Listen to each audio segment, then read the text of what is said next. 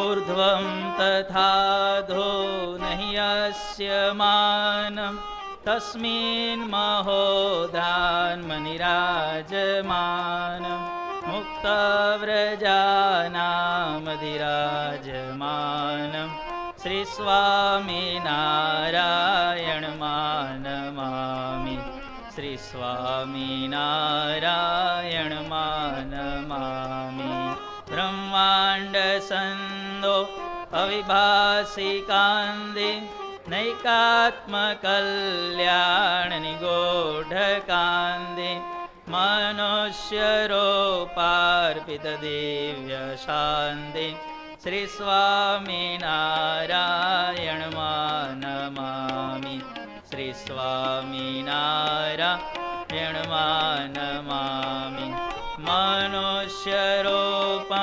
प्रतिमास्वरूपं तथाक्षरेधामनि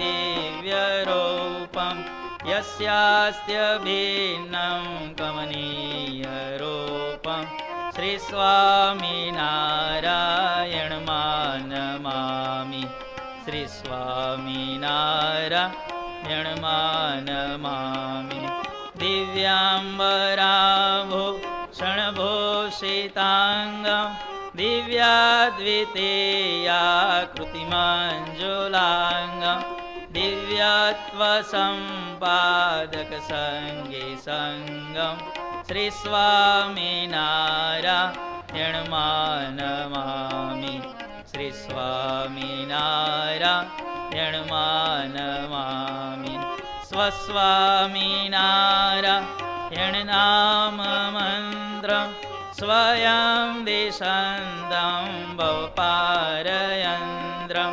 प्रौढप्रतापाश्रितलोकतन्त्रं श्रीस्वामिनारायणमानमामि नारायणमानमामि योगाद्विनाका हृत्सत्समाधिं सद्भक्तसङ्गातविनाशितादिं सम्प्रापयन्तं तमनाद्युपाधिं श्रीस्वामिनारायणमानमामि श्रीस्वामिनारायणमानमामि सर्वावतारान् प्रविलापयन्तं सर्वावतारे त्वमहोधरन्तं स्वराडिते स्वान् परिदर्शयन्तं श्रीस्वामिनारायणमानमामि श्रीस्वामिनारायणमानमामि मायेश ब्रह्मा क्षरसङ्गबीजं येनादिमुक्तायपि तेषु बीजं तं सर्वदात्यान्तिकमुक्तिबीजं श्रीस्वामिनारायणमानमामि श्रीस्वामिनारायणमानमामि प्रत्यक्ष एव स्मिसदेति भानं दत्त्वा स्वकेभ्यो निजमूर्तिदानं यावद्रवीन्दो प्रकटप्रमाणं श्रीस्वामिनारायणमानमामि नारायणमानमामि त्वमेव माता च पिता त्वमेव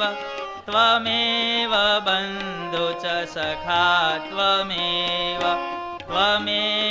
विद्या द्रविणं त्वमेव सर्वं मम देव त्वमेव सर्वं मम देव निजाश्रितानां सकलार्तिहन्ता सद्धर्मभक्तेरवनं विधाता दाता सुखानां मनसेप्सितानां तनोतु कृष्णोऽखिलमङ्गलं न तनोतु कृष्णो खिलमङ्गलं न मुखं करोति वाचालं पङ्गुं लङ्घयते गिरिं यत्कृपातमहं वन्दे परमानन्दं वृषात्मजं परमानन्दं वृषात्मजं दिव्यजीवननि ज्योत जगावो आप करता थई कार्यो दीपावो मंगलमय सुख नित्य देनारा जय घनश्याम जय जय करनारा जय घनश्याम जय जय करनारा श्रूयतां देवदेवेश स्वामी नारायण प्रभो त्वदीयेनावधानेन कथयिष्ये शुभा कथा कथयिष्ये शुभा कथा श्री स्वामी नारायणाय नमो नमः नमो नमः श्री घनश्यामाय नमो नमः नमो नमः श्री हरे कृष्णाय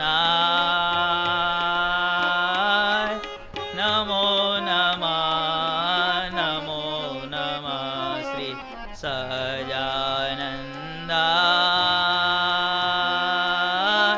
नमो नमः नमो नमः श्री बापा श्री भगवते नमो नमः नमो नमः श्री सद्गुरुभ्यो नमो नमः नमो नमः नमो नमः श्री स्वामी बापा भगवते नमो नमः नमो नमः नमो नमः स्वामीनारायण हरे।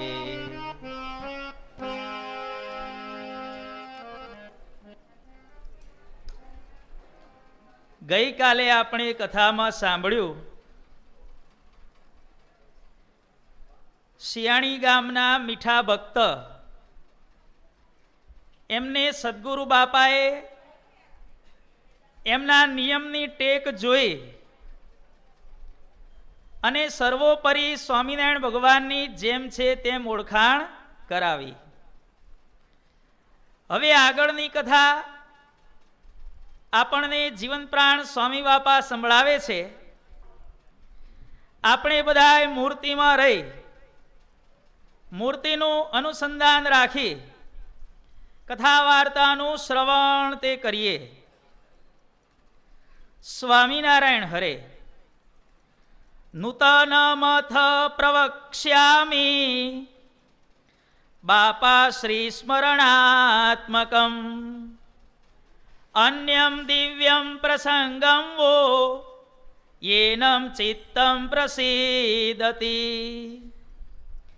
એકદા સંવ્રજન સદ્ભી સદ્ગુરુ પરિવેષ્ટિત ગુર્જરે વિષયે પ્રાયાત પુરમ કપડવંજકમ.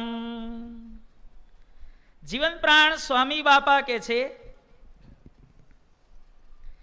કે એક સમયને વિશે આપણા સદ્ગુરુ બાપા વિચરણ કરતા કરતા ગુજરાત દેશમાં આવેલા કપડવંજ નામના ગામમાં પધાર્યા. તત્ર તમ મોઢ જાતીય ચુનીલાલાભિધો દ્વિજ વિલોક્ય પરમાનંદમ સમવાપ નિજાંતરે તત્ર સદ્ગુરુણા પ્રોક્તામ કથામ શ્રુત્વા હરે પ્રિયામ અન્ય ધર્માન પરિત્યજ્ય શ્રી હરે શરણમ યયો.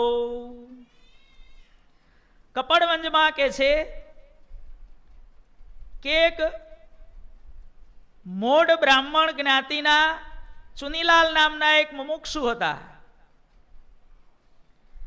એમણે સદગુરુ બાપાના દર્શન કર્યા અને અંતરમાં અલૌકિક શાંતિ થઈ ગઈ. સદગુરુ બાપાના શ્રીમુખે કથા વાર્તા સાંભળી એટલે સ્વામિનારાયણ ભગવાનના આશ્રિત તે બન્યા.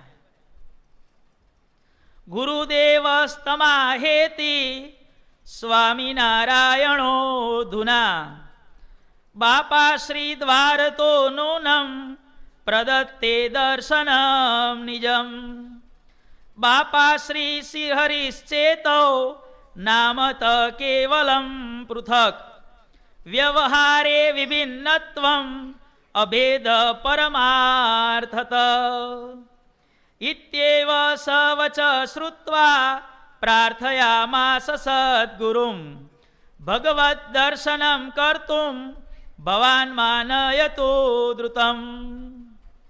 સદગુરુ બાપાએ એમને બીજી વાત કરી કે હે ચુનીલાલ, વર્તમાન સમયે સ્વામિનારાયણ ભગવાન અત્યારે જીવન પ્રાણ બાપા શ્રી સ્વરૂપે સાક્ષાત દર્શન તે આપે છે અને બંને એક જ છે, માત્ર નામ પૃથક છે, પરંતુ વિભૂતિમાં બિલકુલ કોઈ જાતનો ફેર નથી. આવા વચનો સાંભળ્યા એટલે ચુનીલાલને સંકલ્પ થયો કે સાક્ષાત સ્વામિનારાયણ ભગવાન જે સ્વરૂપે દર્શન આપતા હોય એવા બાપાશ્રીના મારે દર્શન અવશ્ય કરવા. હે ગુરુદેવ, તમે મને દર્શન કરવા માટે અત્યારે જ લઈ ચાલો. ત્યારે આપણા સદગુરુ બાપા કે છે સદગુરુસ્તમ ઉવાચેદમ ભવિતા તસ્ય દર્શનમ કિંતુ આજ્ઞા પ્રથમમ તસ્ય ગ્રાહ્યા અસ્માભિવિવેકત આજ્ઞામ લબ્ધ્વા યદા તાત વ્રજિષ્યામિ પુનઃ પ્રભો બાપાશ્રીયો દર્શનાર્થમ નિશ્યામિ ત્વામ સુનિશ્ચિતમ.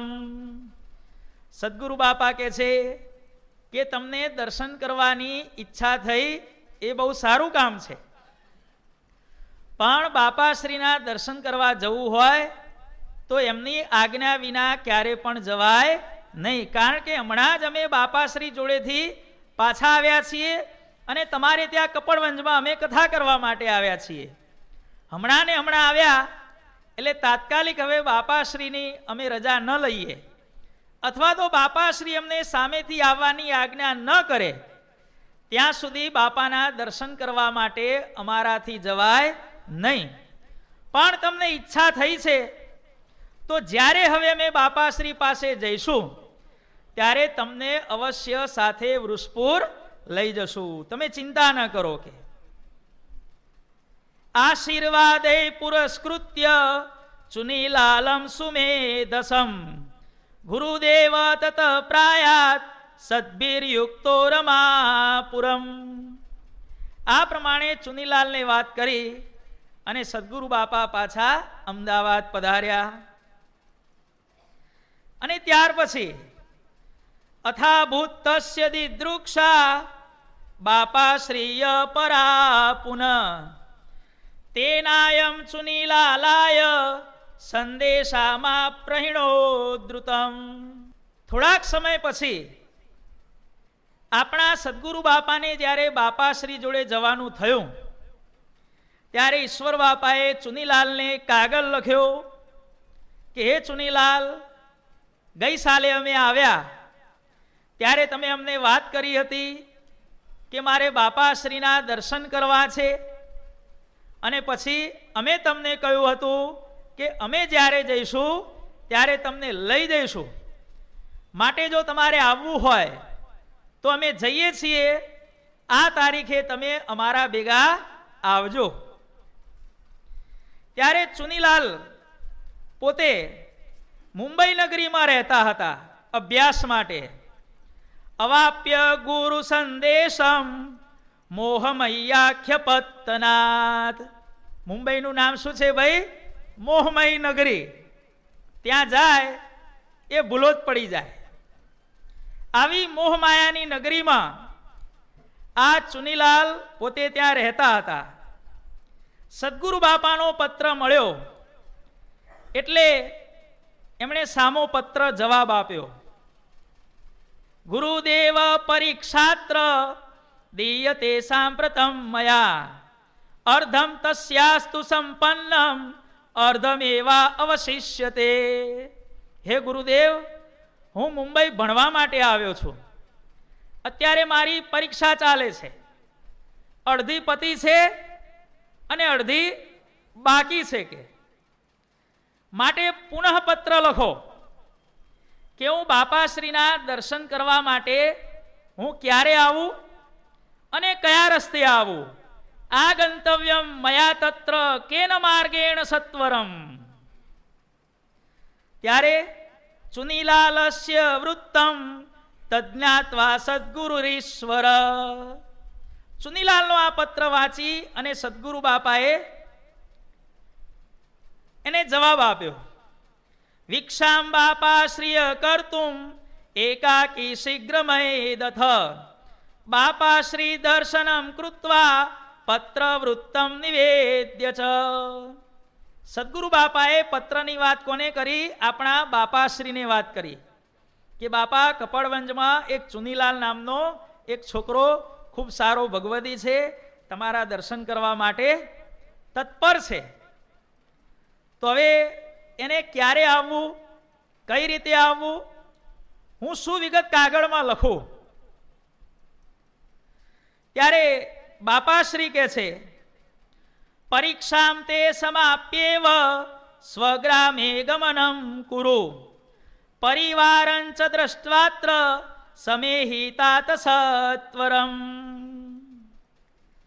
જો બાપાશ્રીએ સંકલ્પ કર્યો અને એ સંકલ્પ બાપાશ્રીએ ઈશ્વર બાપાને જણાવ્યો કે એને કહો ભગવાનને સંભાળીને પરીક્ષા શાંતિથી આપે. પરીક્ષા આપ્યા પછી એના ઘેર જાય.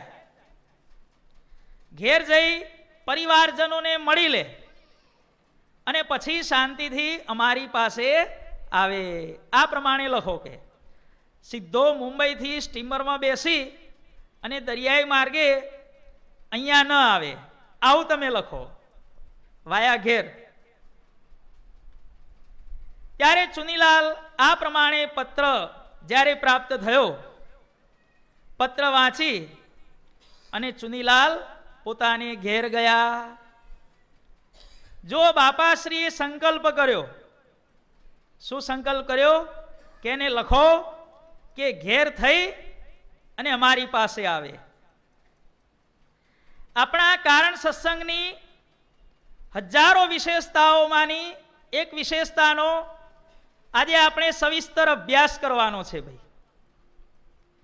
આપણને મળ્યા સ્વામિનારાયણ ભગવાન અને એમની જે વંશાવલી એ બીજા અવતારો કરતા કઈ રીતે વિશિષ્ટ છે એનો આજે યથાકિંચિત આપણે સમજવાનો પ્રયત્ન કરવાનો છે. આ ભારત ભૂમિ ઉપર ધર્મના સ્થાપનને માટે, અધર્મના ઉત્થાપનને માટે જ્યારે જ્યારે સમય થાય ત્યારે અવતારો પ્રગટ થાય છે. સ્વામિનારાયણ ભગવાન પોતે જ પ્રેરણા કરી અને આ પૃથ્વી ઉપર એ અવતારોને અહીંયા મોકલવાનું કામ કરે છે. ભગવાનની પ્રેરણા મુજબ આ પૃથ્વી ઉપર અનેક અવતારો થયા. એમાં 24 અવતાર મુખ્ય કહેવાય છે અને એમાં પણ 10 અવતાર વધુ મુખ્ય કહેવાય છે. એની આપણે થોડી થોડી વાત કરી અને પછી આપણા ઉપાસ્ય ઈષ્ટદેવ સ્વામિનારાયણ ભગવાન એમના કરતા કઈ રીતે વિલક્ષણ છે એ આજે આપણે સમજવાનો પ્રયત્ન કરીએ. આ ભારત ભૂમિ ઉપર શાસ્ત્રમાં જણાવ્યા પ્રમાણે જે 10 અવતારો છે એમાં સૌથી પહેલો અવતાર ગણાય છે મત્સ્ય અવતાર. ભગવાને સૃષ્ટિના કલ્યાણ માટે માછલાનું સ્વરૂપ લીધું. કે છે કે ભગવાનના ભક્ત સત્યવ્રત રાજા એક સમયે સરોવરમાં ઊભા રહી સવારના સમયે સૂર્યને અંજલિ આપી રહ્યા હતા. અને એ સમયે રાજાને અવાજ સંભળાયો, હે રાજા, શરણાગતનું રક્ષણ કરવું રાજાનો ધર્મ છે, કે તું મને બચાવ. કે રાજા આજુબાજુ જુએ છે કે આ કોણ છે, કે અવાજ ક્યાંથી આવે છે. આજુબાજુ આગળ પાછળ જોયું, કોઈ દેખાણું નહીં. અરે રાજા, હું અહીં છું. કે અલ્યા પણ અહીં એટલે ક્યાં? કે અરે તારા ખોબામાં. કે ખોબામાં જોયું તો પાણી સાથે નાની માછલી રાજાના ખોબામાં હતી અને માછલી બોલતી હતી, રાજા મને બચાવ. આ તળાવમાં કેટલાય જળચરો મારા શત્રુઓ છે, હું તારા શરણે આવી છું, બચાવ. રાજાએ એને પોતાના કમંડળમાં મૂકી. જ્યાં કમંડળમાં મૂકી ત્યાં માછલીનું સ્વરૂપ થઈ ગયું કમંડળ જેવડું. મહેલમાં લઈ ગયા. બગીચામાં એક નાનું તળાવ હતું. તળાવમાં માછલીને મૂકી. માછલીનું સ્વરૂપ તળાવ જેવડું થઈ ગયું. ત્યાંથી ઉચકી મોટા સરોવરમાં નાખી. ત્યાં પણ માછલીનું સ્વરૂપ એવડું થઈ ગયું. આ પ્રમાણે વિવિધ મોટા મોટા મોટા જળાશયોની અંદર માછલીને નાખતા નાખતા જ્યારે એનું સ્વરૂપ વધવા માંડ્યું, ત્યારે રાજાએ 2 હાથ જોડીને પૂછ્યું કે હે મત્સ્ય, તમે કોણ છો? કે અને શા માટે આમ કરી રહ્યા છો? ત્યારે મત્સ્ય કહે છે કે હું મત્સ્ય અવતાર છું. કે આજથી 7મા દિવસે પૃથ્વીનો પ્રલય થવાનો છે. કે તું મારો ભક્ત છે, હું તને ચેતવવા માટે આવ્યો છું. આજથી 7મા દિવસે તું દુનિયાની અંદર જેટલા પણ પ્રાણીઓ છે એનો એક એક નમૂનો, સિંહ અને સિંહણ, વાઘ અને વાઘણ, 100 તમામ જાતના પ્રાણીઓના નમૂના, તમામ પ્રકારની વનસ્પતિઓના નમૂના તું અને તારો પરિવાર, સપ્તર્ષિઓ, આ બધા ભેગા થઈ અને એક મોટી નાવની અંદર તમે બેસી જજો. કે 7 દિવસ પછી ભયંકર જળ પ્રલય થવાનો છે. આખી પૃથ્વી ડૂબી જશે. તારી નાવ પણ ડૂબવાનું કામ કરશે.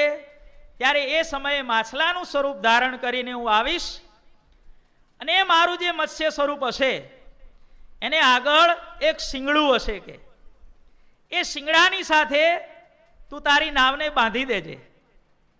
વર્ષો સુધી જળ પ્રલય ચાલશે પણ તને હું વાંધો આવવા નહીં દઉં.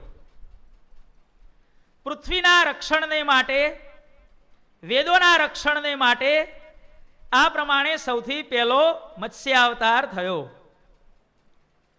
બીજો અવતાર થયો કચ્છા અવતાર. ભગવાને કાચબાનું સ્વરૂપ ધારણ કર્યું. સમુદ્રમાં રહેલી ઔષધિઓને કાઢવા માટે, રત્નોને કાઢવાને માટે ભગવાને સલાહ આપી સમુદ્ર મંથન કરો. કે પણ સમુદ્ર મંથન કઈ રીતે કરવું?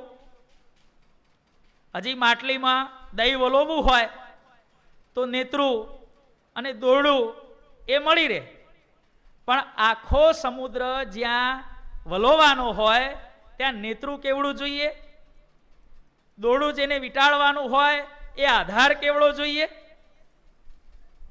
ત્યારે ભગવાને સલાહ આપી, તમે એક કામ કરો, મંદરાચળ પર્વતને ઉપાડી અને દરિયામાં નાખો.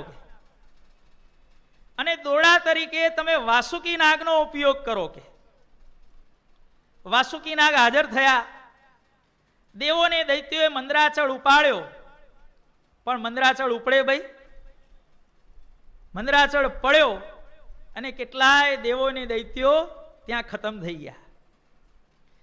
ત્યારે ભગવાને ગરુડને આજ્ઞા કરી કે આ મંદરાચળ પર્વત ઉપાડી તમે દરિયામાં નાખો. કે ગરુડજીએ આવી મંદરાચળ ઉચક્યો, દરિયામાં નાખ્યો, પણ આધાર વગર આ મંદરાચળ ડૂબવા માંડ્યો. ફરીથી દેવોને દૈત્યો નિરાશ થયા. ત્યારે ભગવાને મંદરાચળને આધાર આપવા માટે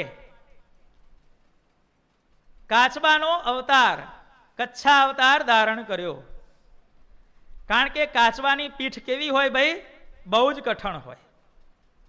એને સપોર્ટ આપવા માટે ભગવાને કચ્છા અવતાર ધારણ કર્યો અને સમુદ્ર મંથન થયું. એ કથા આપણે બધા જાણીએ છીએ. ભગવાને પોતાની પીઠ દ્વારા સમુદ્ર મંથનના કાર્યમાં આ પ્રમાણે સાથ આપ્યો. વર્ષો સુધી સમુદ્ર મંથન થયું, પણ ભગવાનની પીઠને બિલકુલ ઘસારો પહોંચ્યો નહીં. ત્યાર પછી અવતાર થયો વરાહ અવતાર. હિરણ્યાકશ્યપુના મોટા ભાઈએ હિરણ્યાક્ષએ, આમ મોટો અને આમ નાનો, એના બધા કારણો છે. હિરણ્યાક્ષએ જ્યારે પૃથ્વીને સમુદ્રમાં ડૂબાડી દીધી, ત્યારે પૃથ્વી ઉપર બધો હાહાકાર મચી ગયો. ત્રિલોકની અંદર પૃથ્વી ક્યાં ગઈ, પૃથ્વી ક્યાં ગઈ? દેવતાઓ બધા બ્રહ્માજી પાસે ગયા. બધાય દેવતાઓ વળી પાછા મળી અને વિષ્ણુ પાસે ગયા. પેલા હાઈકોર્ટમાં, પછી સુપ્રીમ કોર્ટમાં. પેલા બધા બ્રહ્મા પાસે ગયા. બ્રહ્મા કે હાલો હવે આપણે વિષ્ણુની પાસે. સભા ભરાઈને બેઠી હતી, વાત કરી. ત્યારે બ્રહ્માજીના નાકમાંથી એક નાનું ભૂંડનું બચ્ચું બહાર નીકળ્યું. ક્યાંથી ભાઈ? નાકમાંથી. આમાં તત્વજ્ઞાન છે હો. ગઢડા પ્રથમ પ્રકરણનું 12મું વચનામૃત. શું લખ્યું છે મહારાજે એમાં? પૃથ્વીની તન્માત્રા ગંધ છે. પૃથ્વીની તન્માત્રા ગંધ છે. ગંધ છે એ નાક દ્વારા ગ્રહણ થાય છે. પૃથ્વી, ગંધ અને નાક, આ ત્રણેયનો સંબંધ કયા પ્રાણી સાથે છે? પૃથ્વીને સૂંઘીને ખોળી કાઢી. પંચાળાના ચોથામાં ભગવાને લખ્યું છે. નાકમાંથી ઉત્પત્તિ, સૂંઘવાનું કાર્ય અને પૃથ્વીની શોધ. બ્રહ્માજીના નાકમાંથી ભૂંડનું બચ્ચું નીકળ્યું અને પછી ધીરે ધીરે એટલો બધો વિસ્તાર થયો અને એટલા ભયંકર બરાડા પાડવા માંડ્યા ભગવાન. અને પછી પ્રભુ પધાર્યા દરિયામાં. સમુદ્રએ માર્ગ આપ્યો. હિરણ્યાક્ષ સાથે ભયંકર યુદ્ધ થયું.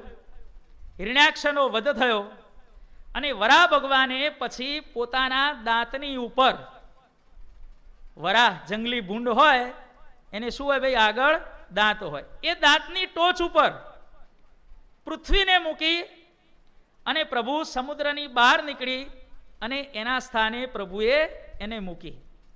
આ વરાહ અવતારની કથા છે. ત્યાર પછી અવતાર થયો નૃસિંહ અવતાર. પ્રહલાદનું રક્ષણ કરવા માટે, હિરણ્યાકશ્યપુનો વધ કરવા માટે નૃસિંહ અવતાર થયો. હિરણ્યાકશ્યપુએ પ્રહલાદને પૂછ્યું કે તારો ભગવાન આ થાંભલામાં છે કે? હા કે છે. પિતાજી, મને તો તમારામાં પણ ભગવાનના દર્શન થઈ રહ્યા છે. થાંભલો તોડ્યો, નૃસિંહ ભગવાન પ્રગટ થયા, હિરણ્યાકશ્યપુને ઝાલ્યો અને પછી ક્યાં આવ્યા? ઉંબરા ઉપર આવ્યા. સંધ્યા સમયે, નહીં દિવસ નહીં રાત, ઉંબરા ઉપર, નહીં અંદર નહીં બહાર.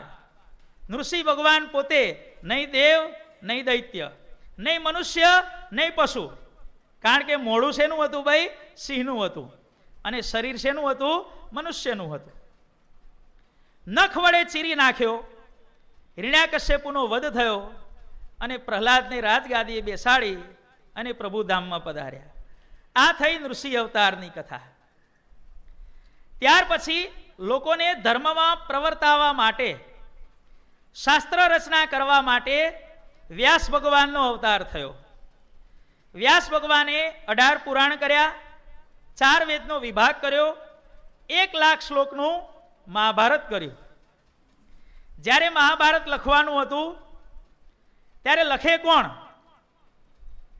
ત્યારે બોલાવવામાં આવ્યા કોને? ગણપતિને બોલાવવામાં આવ્યા. ગણપતિ, મારે તમારી મદદની જરૂર છે. ત્યારે ગણપતિ કહે છે કે મારી શરત છે. કે શું શરત છે? તમારે બોલતા બોલતા અટકવાનું નહીં. જો બોલતા બોલતા અટકી જશો તો તમારું મહાભારત અડધું મૂકી અને હું ઘેર જતો રહીશ. કે તમારે બોલતા બોલતા અટકવાનું નહીં. સામે વ્યાસજીએ પણ, કારણ કે બોલિંગ થાય એટલે શોટ તો મારવો પડે ને સામે. પછી વ્યાસજીએ કીધું હું બોલતા બોલતા અટકીશ નહીં, પણ તમારે સમજ્યા વિના લખવાનું નહીં. ગણપતિ કે મંજૂર. મહાભારત લખવાનું શરૂ થયું. 2-4 કલાક થયા અને વ્યાસજીને ભૂખ લાગી. એટલે વળી પાછો 1-2 શ્લોક એવા અઘરા મૂકી દે અને ત્યાં સુધી વ્યાસજી શું કરે? જમી આવે અને વળી પાછા આવી જાય. પછી નાવા જવું હોય, દિશાએ જવું હોય, જ્યાં જ્યાં વ્યાસજીને તકલીફ પડી ત્યાં ત્યાં એમણે ભારે ભારે શ્લોકો બનાવી અને ગણપતિને એંગેજ રાખ્યા. પોતે પોતાનું કામ કરી વળી પાછા હાજર થઈ જાય. આ પ્રમાણે મહાભારતનો ગ્રંથ લખી અને વ્યાસ મુનિએ આ બધા ગ્રંથો લખ્યા અને આપણી ભારતીય સંસ્કૃતિ ઉપર એક મહાન ઉપકાર તે કર્યો. શાસ્ત્રની રચના કરવા માટે વ્યાસાવતાર થયો. ત્યાર પછી વામન અવતાર. બલિરાજાએ 99 યજ્ઞો કર્યા. 100મો યજ્ઞ શરૂ થયો ત્યારે દેવતાઓને થયું કે જો 100મો યજ્ઞ આનો શરૂ થશે, 99 રન થઈ ગયા છે, 100મો રન દોડવાનો શરૂ થઈ ગયો છે, જો એને રનઆઉટ નહીં કરો તો આ આપણું ઇન્દ્રાસન લઈ લેશે. કે ગમે તેમ કરીને વિઘ્ન કરો. કે ત્યારે ભગવાને એ બલિને છળવાને માટે અદિતિ થકી વામન ભગવાનનો એ નામનો અવતાર લીધો. ભાઈ બલિરાજાના યજ્ઞમાં પધાર્યા, દક્ષિણા માગી.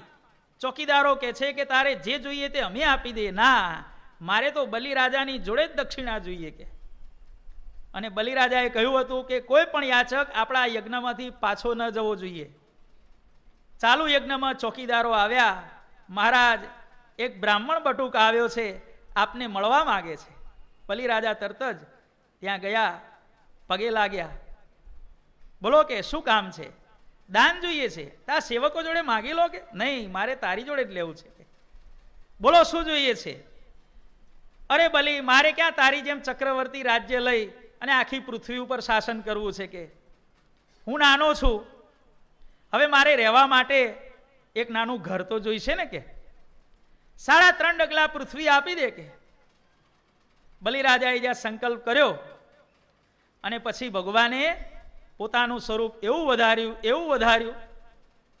પહેલું ડગલું પૃથ્વી ઉપર, બીજું આકાશમાં, ત્રીજું પાતાળમાં. બોલો કે અડધું ડગલું ક્યાં મૂકું? પ્રભુ મૂકો મારા મસ્તક ઉપર. અને બલિરાજાને ભગવાને સીધો ક્યાં ગાલી દીધો? ભાઈ પાતાળમાં.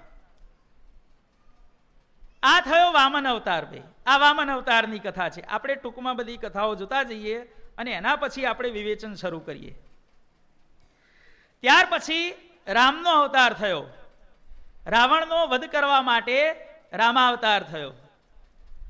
કંસ, શિશુપાલ વગેરે દૈત્યોનો વધ કરવા માટે કૃષ્ણાવતાર થયો. અને એમની સહાયમાં બલરામ પણ સાથે પ્રગટ થયા. રામે રાવણનો વધ કર્યો, પૃથ્વીનો ભાર ઉતાર્યો. શ્રી કૃષ્ણએ કંસ વગેરે દૈત્યોનો સંહાર કરી પૃથ્વીને થોડીક હળવાશ આપી અને એમાં બલરામજીએ થોડો યથાકિંચિત સાથ સહકાર આપ્યો. પરશુરામનો અવતાર થયો. પૃથ્વી ઉપર ક્ષત્રિયોનો જ્યારે ત્રાસ વધી ગયો ત્યારે એ પૃથ્વીને નક્ષત્રિય કરવા માટે પરશુરામ ભગવાનનો અવતાર થયો. આમ એમનું ઓરિજિનલ નામ માત્ર રામ હતું, પણ પરશુરામનું મુખ્ય હથિયાર કયું? ફરસી. અને ફરસીને કહેવાય સંસ્કૃતમાં પરશુ. જ્યારે જુઓ ત્યારે અખંડ પરશુ ભેગું જ હોય, માટે રામનું નામ શું પડી ગયું ભાઈ? પરશુરામ પડી ગયું. શાસ્ત્રમાં 3 રામ છે ને ભાઈ, એક રામચંદ્રજી, એક બલરામ અને ત્રીજા પરશુરામ. 3 પૌરાણિક રામો શાસ્ત્રોમાં વિખ્યાત છે ભાઈ. પરશુરામે 21 વખત પૃથ્વીને નક્ષત્રિય કરી અને પૃથ્વીનો ભાર અત્યંત હળવો કર્યો. આ થયો પરશુરામનો અવતાર. ત્યાર પછી કહે છે કે ભવિષ્યમાં કલ્કી અવતાર થવાનો છે. ઘોડા ઉપર બેસશે, તલવાર લઈને ફરશે અને જે કોઈ આડો અવડો હાલતો હશે એ બધાને જોડતો જ આવશે. એ અવતારનું કામ જો ભવિષ્યમાં કળિયુગ વધશે ને ત્યારે કલ્કી અવતાર આ કામ કરશે, અસુરોનો સંહાર કરશે. આ પ્રમાણે આપણે આ બધી અવતારની કથાઓ જોઈ. દરેક અવતારોએ પૃથ્વી ઉપર આવી અને એ સમયે જે પ્રમાણે જરૂરિયાત હતી એ પ્રમાણે કાર્યો કર્યા. સ્વામિનારાયણ ભગવાન પણ પોતાના સંકલ્પે કરીને પ્રગટ થયા, ભગવાને પણ કાર્યો કર્યા. પણ પૂર્વેના અવતારોના કાર્યોમાં અને સ્વામિનારાયણ ભગવાનના કાર્યોમાં, પૂર્વેના અવતારોના કાર્ય કરવાની રીતમાં અને સ્વામિનારાયણ ભગવાનના કાર્ય કરવાની રીતમાં કેટલો બધો ફેર છે ભાઈ. એનો આપણે અભ્યાસ હવે કરવાનો છે ભાઈ. સૌથી પહેલો મત્સ્યાવતાર થયો. એણે પોતાના આશ્રિત રાજાને અને સૃષ્ટિને બચાવવા માટે શું કહ્યું કે તું મારા શિંગડાની સાથે તારી નાવનું દોરડું બાંધી દેજે. મત્સ્યાવતારે પોતાનું અવતાર કાર્ય કરવા માટે શેનો ઉપયોગ કર્યો ભાઈ? શિંગડાનો ઉપયોગ કર્યો. કચ્છ અવતાર થયો. સમુદ્ર મંથનમાં મંદરાચળને સપોર્ટ આપવા માટે કચ્છ અવતારે પોતાના શરીરના કયા અંગનો ઉપયોગ કર્યો ભાઈ?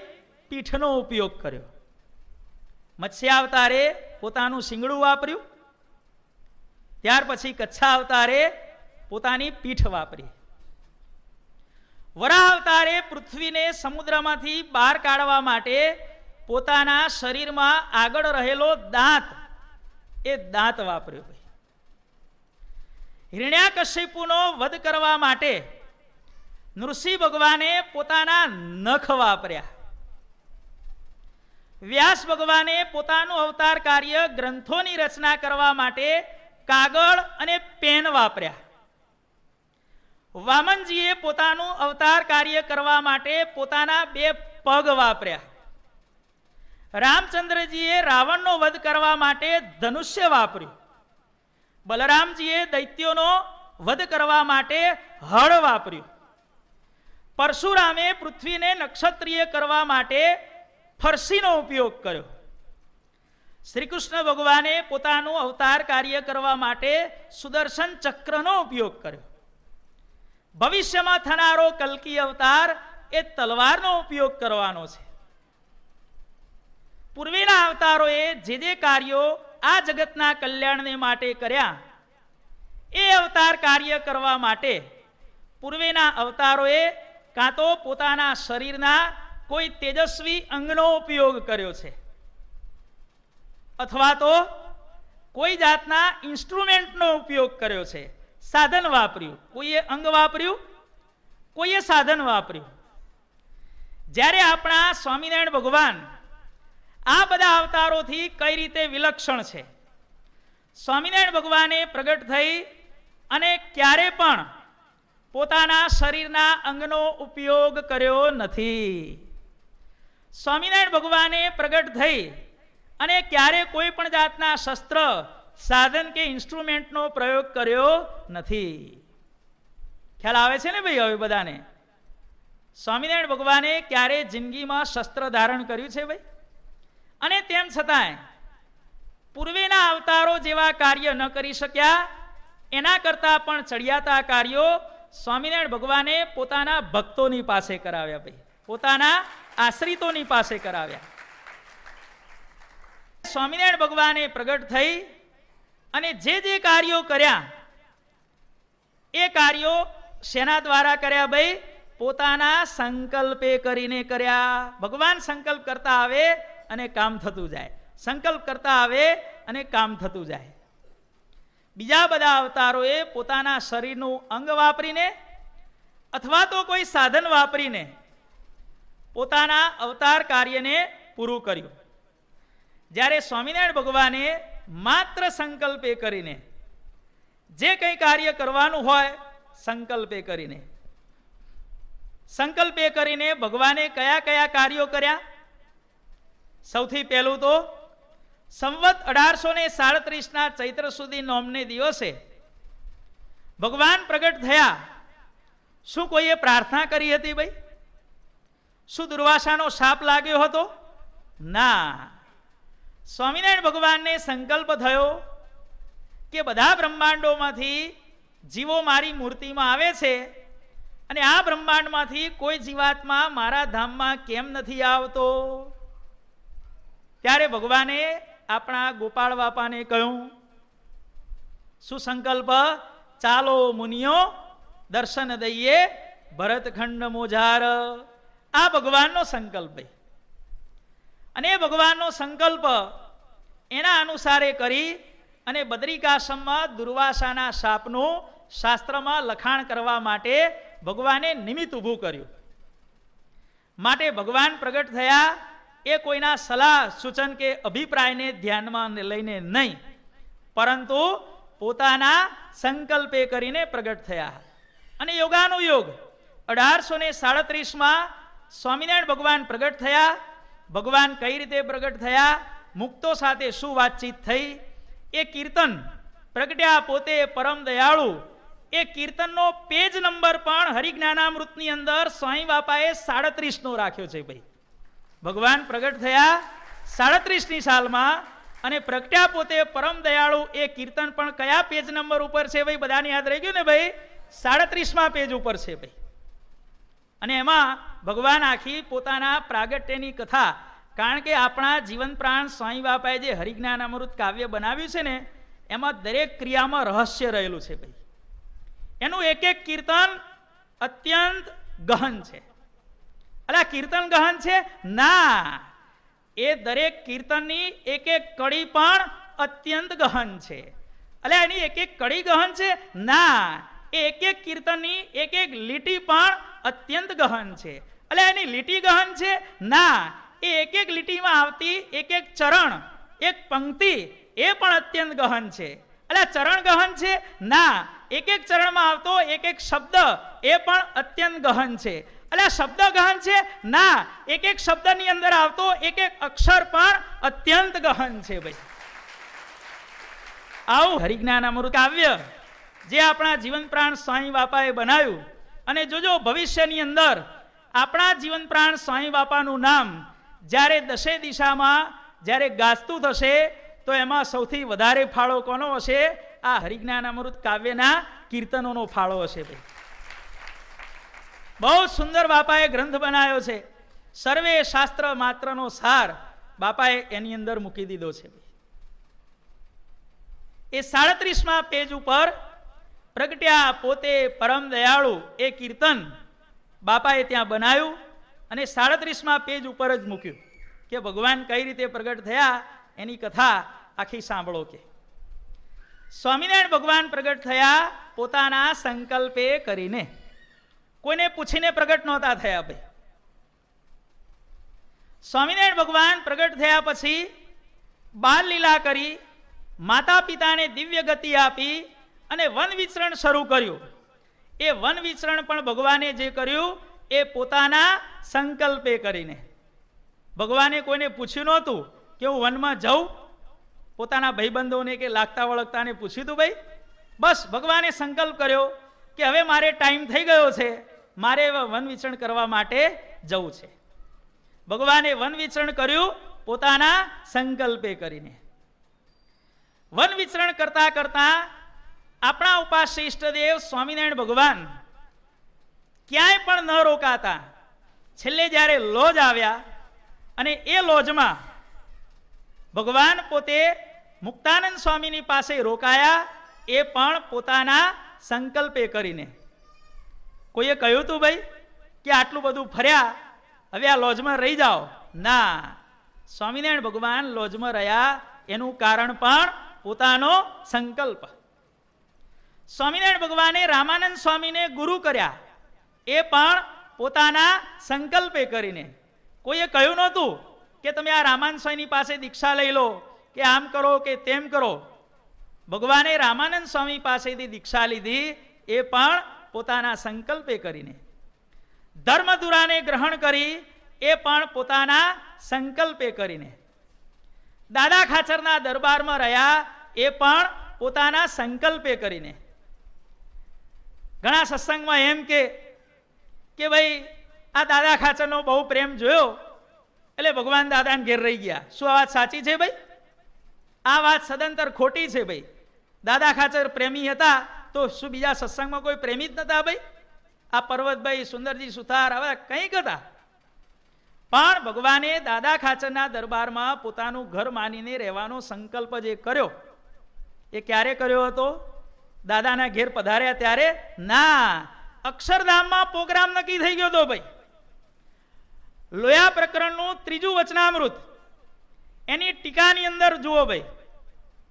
જ્યારે સ્વામિનારાયણ ભગવાને સંકલ્પ કર્યો કે મારે પ્રગટ થવું છે, ત્યારે બધાએ મુક્તોને આજ્ઞા કરી કે ભાઈ તમે બ્રાહ્મણ વર્ણમાં, તમે ક્ષત્રિય વર્ણમાં, તમે વૈશ્યમાં, તમે શૂદ્રમાં, તમે સાધુમાં, તમે બ્રહ્મચારીમાં, તમે ગ્રહસ્થમાં, તમે બાઈમાં, તમે ભાઈમાં, બધાને વસ્તુ એલોટ કરી દીધી. તમારે અહીં, તમારે અહીં, તમારે કચ્છમાં, તમારે કાઠિયાવાડમાં, ભાઈ તમારે વડતાલમાં, તમારે ઉત્તર ગુજરાતમાં, તમારે જેતલપુરમાં, તમારે વડનગરમાં, ભાઈ તમારે વિસનગરમાં, બધું એલોટમેન્ટ થઈ ગયું. અને છેલ્લે એલોટમેન્ટ બાકી રહ્યું કયું? કાઠીની જ્ઞાતમાં સ્ત્રી રૂપે કોણ દેખાય? ત્યારે સ્વામિનારાયણ ભગવાને લાડુબા, જીવુબા, રાજબાઈ, આ બધા મુક્તોને આજ્ઞા કરી કે તમે કાઠીની જ્ઞાતિમાં સ્ત્રી રૂપે દેખાય અને જીવોના મોક્ષનું કામ કરો. ત્યારે આ ત્રણેય મુક્તોએ ના પાડી કે મહારાજ, કાઠીની જ્ઞાતિમાં સ્ત્રી રૂપે દેખાવા માટે અમે રાજી નથી. મહારાજ કે કેમ ભાઈ, તમને શું પ્રોબ્લેમ છે? કે મહારાજ, કાઠીની જ્ઞાતિમાં સ્ત્રી રૂપે જો અમે દેખાઈએ તો સૌથી પહેલી મુશ્કેલી એ કે આપ જ્યાં જ્યાં દેશ પરદેશ વિચરણ કરો ત્યાં અમારાથી સાથે અવાય નહીં. અમે સ્ત્રી રૂપે હોઈએ, સભામાં તમે પ્રશ્ન ઉત્તર કરો, એ અમારાથી સાંભળવામાં આવે નહીં. તમે અને સંતો બેઠા હો ત્યાં અમારાથી જોડે બેસાય નહીં. વળી મહારાજ, અમે આ લોકમાં પ્રગટ થઈએ અને પછી અમારા આ લોકના મા બાપ જે હોય એ અમને કોઈકની સાથે પરણાવે અને અમારે સાસરે જવું પડે, અને સાસરિયા કેવા મળે કઈ નક્કી હોય ભાઈ? અમને તમને ભજવાનું સુખ ન આવે તો? મહારાજે વિચાર કર્યો કે આ ત્રણેયના જે ઓબ્જેક્શનો છે એ સાવ કાઢી નાખવા જેવા નથી. વાત તો સાચી છે, વાત વ્યાજબી છે. ત્યારે સ્વામિનારાયણ ભગવાને આ ત્રણેય મુક્તોને કહ્યું કે જુઓ, સૌથી પહેલી વસ્તુ કે અમે તમને નિરાવરણ દ્રષ્ટિ આપીશું. અમે જ્યાં જ્યાં જઈએ, અમે 1837માં ચૈત્ર સુધી નોમના દિવસે અમે પ્રગટ થઈએ ત્યારથી કરી અને તમે અમારી બધી લીલા, તમને મૂર્તિમાન સાક્ષાત અવશ્ય દેખાશે. ચાલો, હવે તમને વાંધો છે કે? પેલા ઓબ્જેક્શનનું સોલ્યુશન શું આવ્યું ભાઈ? તમને અમે નિરાવરણ દ્રષ્ટિ આપીશું. ત્યાર પછી મહારાજે કહ્યું કે અમે તમને પુરુષનો સ્પર્શ થવા દઈશું નહીં. જુઓ ભાઈ, જીવબા, લાડુબા અને રાજબાઈ ત્રણેયની ભગવાને કેવી રક્ષા કરી ભાઈ? અજોડ રક્ષા કરી. લાડુબાનું સગપણ જેની સાથે થયેલું એ ગામમાં લૂંટારા આવેલા ભાઈ, અને લૂંટારાઓએ લૂંટ કરી એટલે ગામના જુવાનિયા તલવાર ને બંદૂકો ને ભાલા લઈને પાછળ પડ્યા. અને એ સમયે લાડુબાનું જેની સાથે સગપણ થયેલું એ છોકરો પણ લૂંટારાઓ સાથે લડવા ગયો અને ત્યાં મહારાજે એને સંભાળી લીધો. એટલે લાડુબાનું કામ પણ ભગવાને આ રીતે કર્યું. જીવુબાને એમના સાસુ રાયબાઈએ રજા આપી કે જા બેટા, વાંધો નહીં, કે તારે ભગવાન ભજવા છે ને, જતી રે પાછી જા. અને રાજબાઈ સિંહના જેવું રૂપ દેખાડ્યું, વિદાય આપી દીધી. ત્રણેયની રક્ષા કરી. મહારાજ કહે છે કે તમને પુરુષનો સ્પર્શ નહીં થવા દઈએ.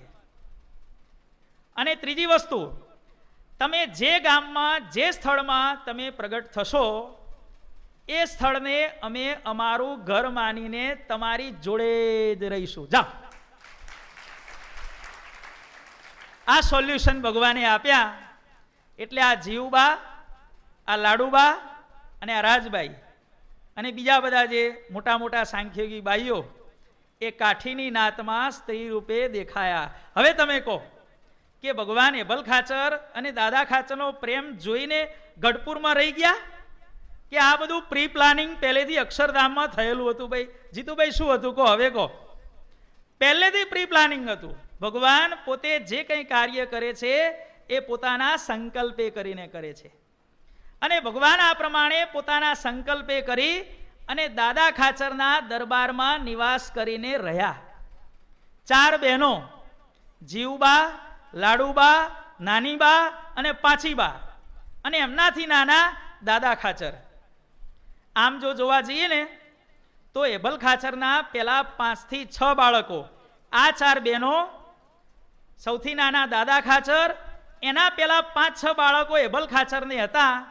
એ બધા નાનપણમાં રોગને કારણે ધામમાં જતા રહેલા. કારણ કે અત્યારની જેમ રસીની સગવડ કે બીજી દવા દારૂની સગવડ એ વખતે હતી નહીં. એટલે 5 થી 6 બાળકો તો ભગવાને સંભાળી લીધા ભાઈ. અને પછી જીવુબા પ્રગટ થયા. હવે જીવુબા પ્રગટ થયા, બધાને ફફડાટ હતો કે આગળના 5-6 બાળકો ધામમાં જતા રહ્યા અને આ છોકરી પણ જો ધામમાં જતી રહેશે તો.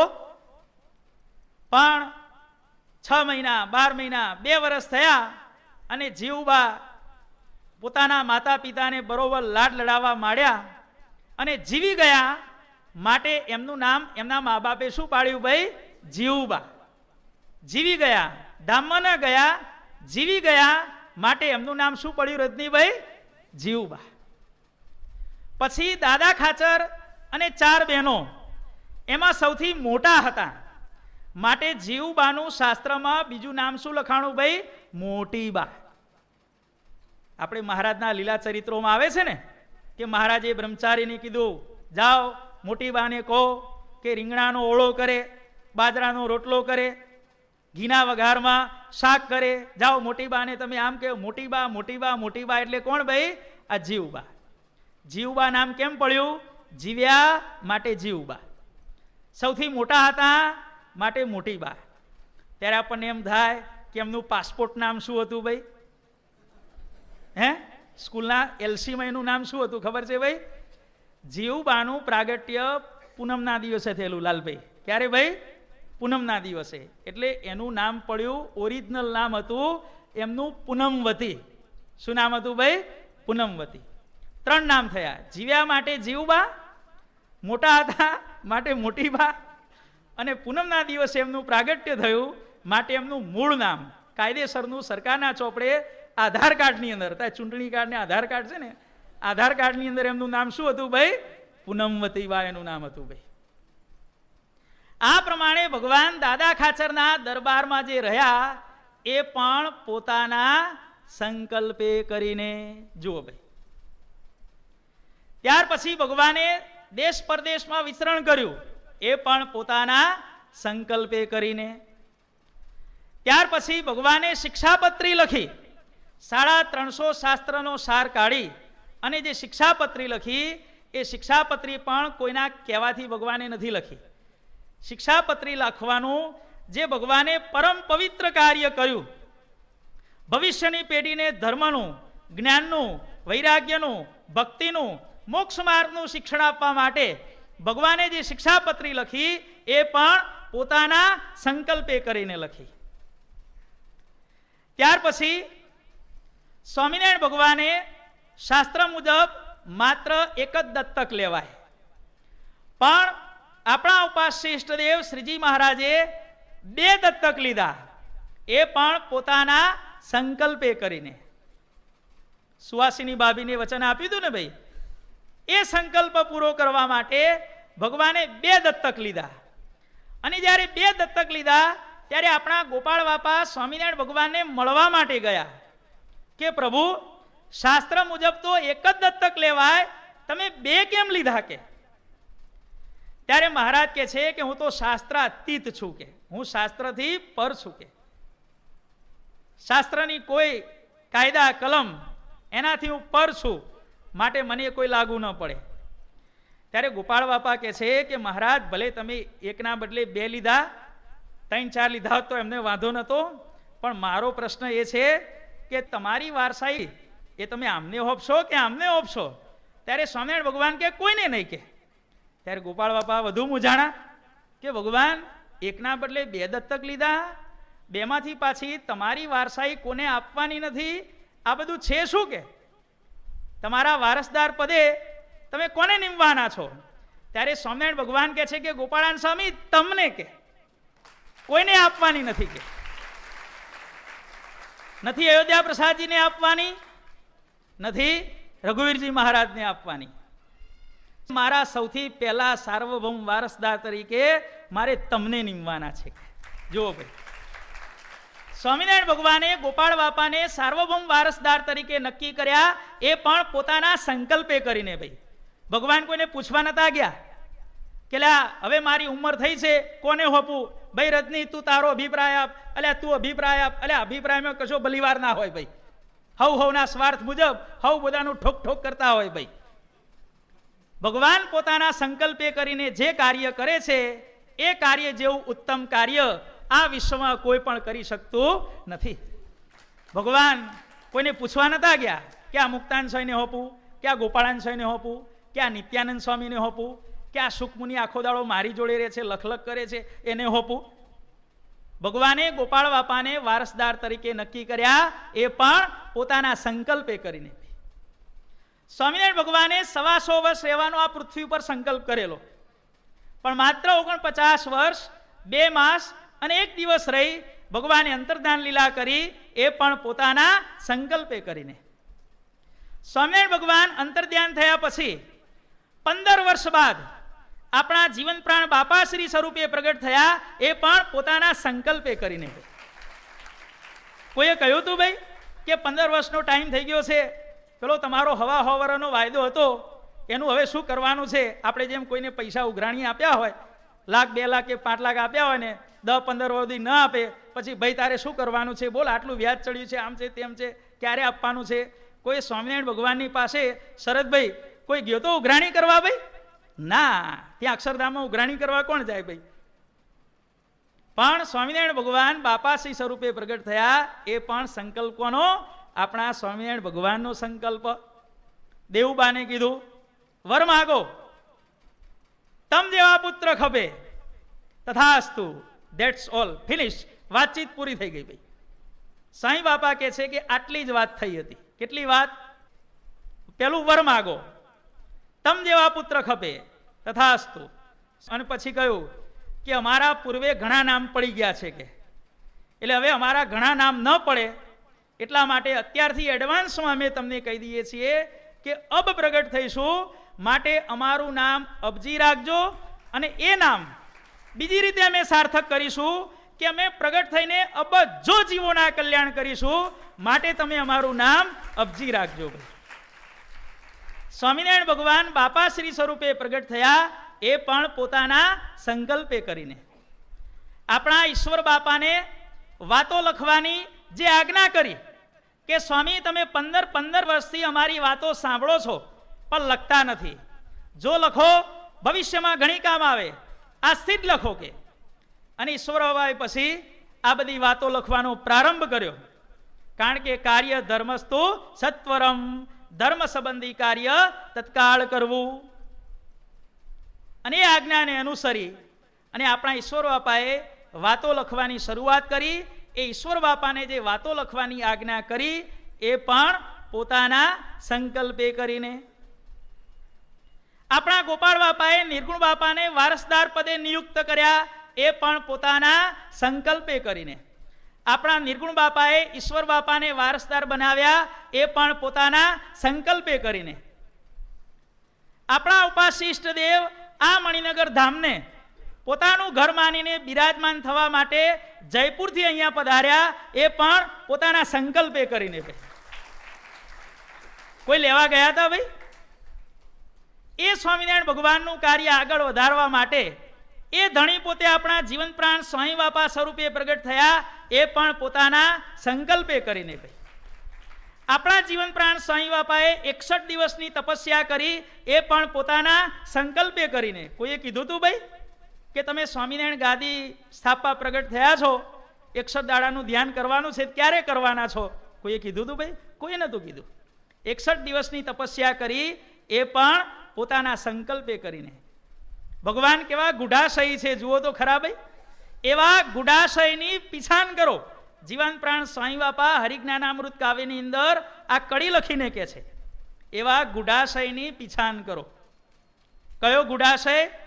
જીવન પ્રાણ સ્વામી બાપા જે કાર્ય માટે પ્રગટ થયા હતા. સ્વામી બાપા વારંવાર કહેતા ને કે આ અવતાર તો સ્વામિનારાયણ ગાદીને મૂર્ત સ્વરૂપ આપવા માટે થયો છે, આ મારું મુખ્ય કાર્ય છે. તો સ્વામિનારાયણ ગાદીને મૂર્ત સ્વરૂપ આપ્યું, એના પહેલાના બધા આશીર્વાદ તમે સાંભળજો સ્વામી બાપાના. ક્યાંય પણ સ્વામી બાપા સ્વામિનારાયણ ગાદી એવો શબ્દ બોલ્યા નથી, કારણ કે ગુપ્ત વાત હોય એ ક્યારે પણ લીક કરાય નહીં. સ્વામિનારાયણ ગાદી એવો શબ્દ 61 દિવસની તપસ્યા પહેલા ક્યાંય પણ તમે ઘનશ્યામ વિજયમાં વાંચજો, ઓડિયો વિડીયો તમારે જેટલું ચેક કરવું એટલું કરજો. સ્વામિનારાયણ ગાદી એવો શબ્દ બાપાએ વિશ્વ સમક્ષ ક્યારે પ્રસિદ્ધ કર્યો કે જ્યારે આપણા ઉપાસ્ય ઇષ્ટદેવ સ્વામિનારાયણ ભગવાને જીવન પ્રાણ સ્વામી બાપાને આદેશ આપ્યો કે હવે મારી ગાદીને મૂળ સ્વરૂપ આપવાનો સમય આવ્યો છે. મયા પ્રસ્થાપિતમ પીઠમ પૂર્વે ત્વમ પ્રગટી કુરુ.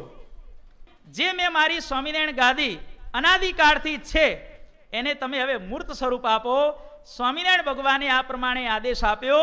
પછી સમગ્ર વિશ્વને જીવન પ્રાણ સ્વામી બાપાએ સ્વામિનારાયણ ગાદી એવા મહાન પવિત્ર શબ્દની આપણ સર્વને સ્વામી બાપાએ ભેટ આપી. ભાઈ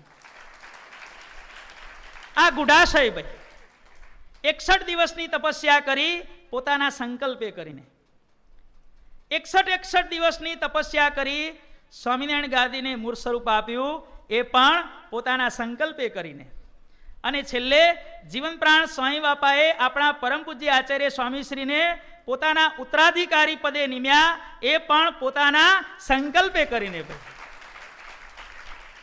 જો પહેલેથી આપણી વંશાવલીમાં આ પ્રકારે સંકલ્પનું કાર્ય ચાલ્યું આવે છે. ભાઈ કોઈએ પણ કોઈને પૂછીને, કોઈની એડવાઇસ લઈને, કોઈનો ઓપિનિયન લઈને કોઈ પણ કાર્ય કર્યું હોય તો અત્યાર સુધી એક પણ એવું કાર્ય બતાવો ભાઈ. છે કોઈ કાર્ય? દરેક કાર્ય જે કંઈ કરવામાં આવ્યું છે એ સ્વામિનારાયણ ભગવાને અને આપણી સમગ્ર વંશાવલીએ શેના દ્વારા કર્યું છે?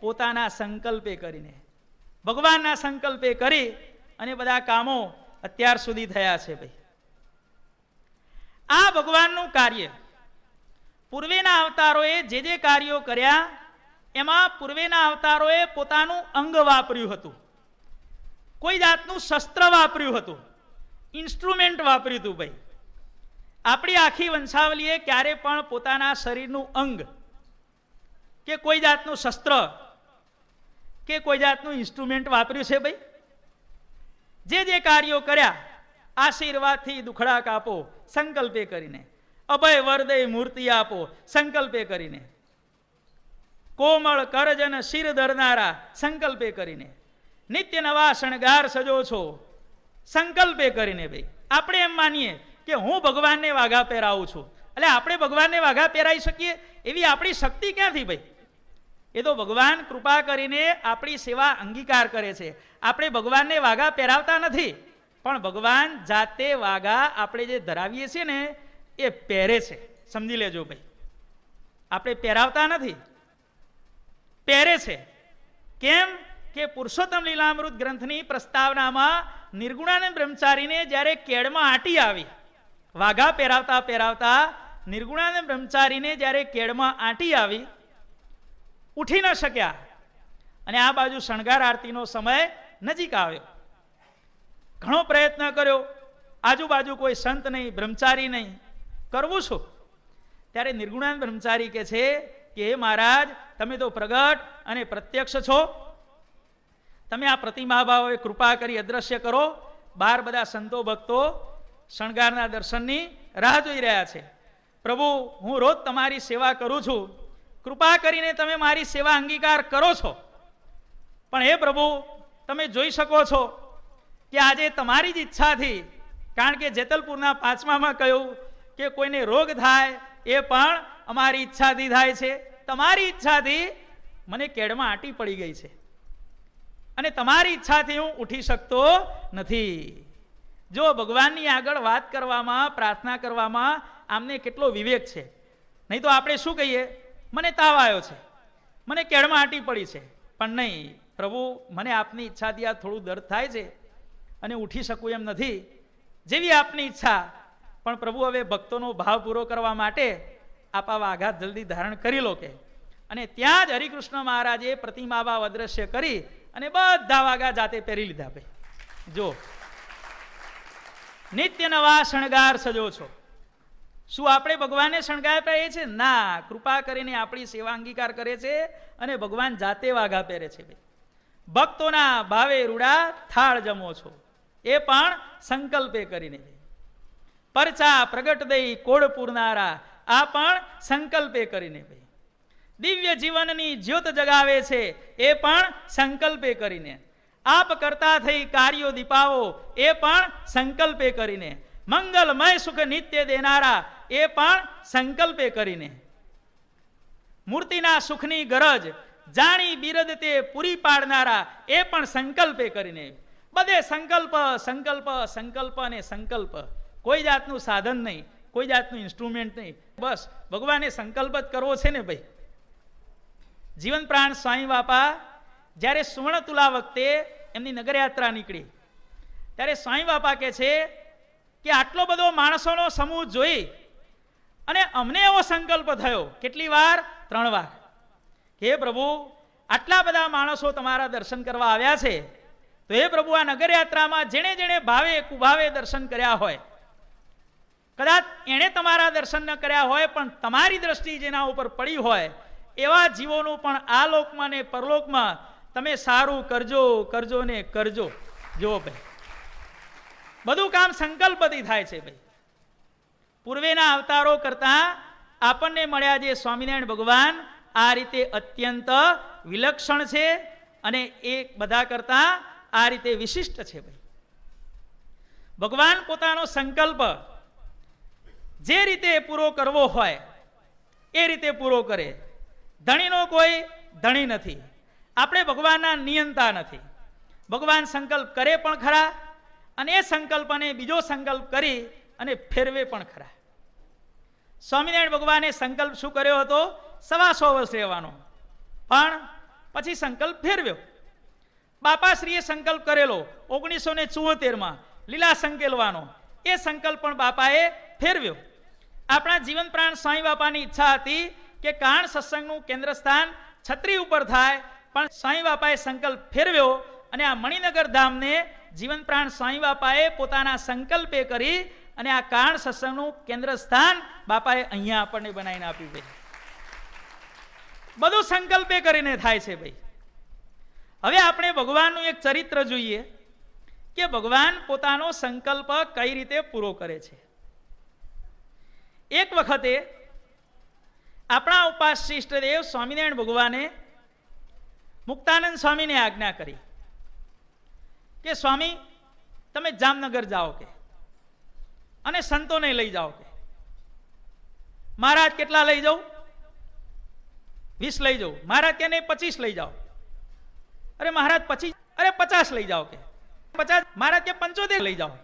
મુક્તાનંદ સ્વામી કીધું, હવે વધારે બોલીશું તો આગળ ઉછવણી જશે. મહારાજ ભલે ભલે ભલે કે ક્યારેક આજે જ જાઓ કે. મુક્તાનંદ સ્વામી 75 સંતોને લઈ અને જામનગર પધાર્યા. જામનગરમાં મુક્તાનંદ સ્વામીએ નિવાસ કર્યો અને એ સમયે રસકસના વર્તમાન ચાલતા હતા, ખટરસના વર્તમાન ચાલતા હતા. રસ અને કસ. રસ એટલે ગળપણ અને કસ એટલે ચિકાસ. કસ પૂરે ને ભાઈ, ગળ્યું અને ચીકણું, શરીરમાં સહેજ પણ કસ પુરાય એવું બિલકુલ ખાવાનું નહીં. આવી ભગવાનની કડક આજ્ઞા હતી ભાઈ. સંતોએ ત્યાં નિવાસ કર્યો. થોડા દિવસ થયા એટલે મોટા મોટા સંતો હતા, એમણે તો આજ્ઞાનું પાલન અત્યંત આનંદથી કર્યું. પણ નાની ઉંમરના સંતો હતા એ બિચારા થોડાક શારીરિક રીતે હેરાન થવા માંડ્યા. સંતોને ખૂબ કષ્ટ પડ્યું. ત્યારે મુક્તાનંદ સ્વામીને કહે છે કે સ્વામી, હવે અમારાથી ભૂખ સહન થતી નથી. કારણ કે જમવાનું કેટલું, જે કાંઈ ભિક્ષા આવે એ ભિક્ષા જોડીમાં ભેગી કરવાની ભાઈ. અને જોડીમાં ભેગી કરેલી ભિક્ષા નદી, તળાવ, વાવ, કોઈ પણ જાતનું જ્યાં જળ સ્ત્રોત હોય ને ત્યાં જઈ અને એને 10, 15, 20 વખત બરોબર ઝપકોળવાની, ઊંચી નીચી કરવાની ભાઈ. પરિણામ શું આવે ભાઈ?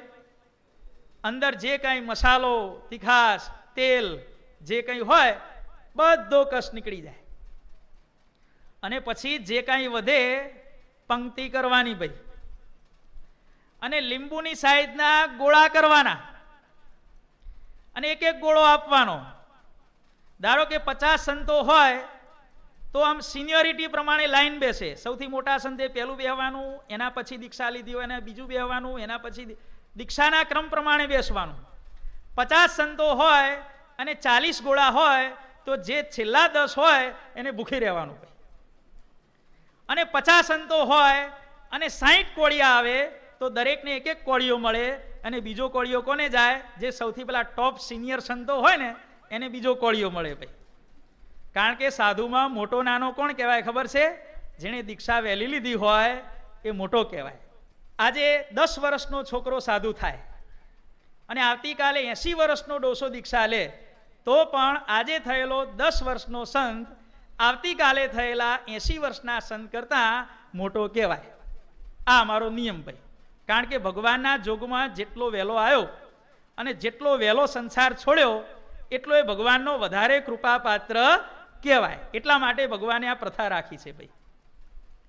આવી રીતે લીંબુની સાઈઝના કોળિયા જમવાના ભાઈ. સંતોથી સહન ન થયું એટલે આમાં લોસ કોને જાય ભાઈ?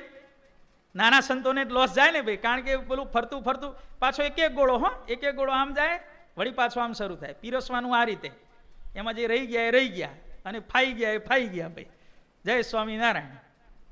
અને ભગવાનની આજ્ઞા હતી કે આ પ્રમાણે તમારે જમવાની પદ્ધતિ રાખવી. નાના સંતો એટલા બધા આકળાયા કે હવે અમારે શું કરવું કે. ત્યારે મુક્તાનંદ સ્વામીને પ્રાર્થના કરી કે સ્વામી, હવે અમારાથી ભૂખ વેઠાતી નથી કે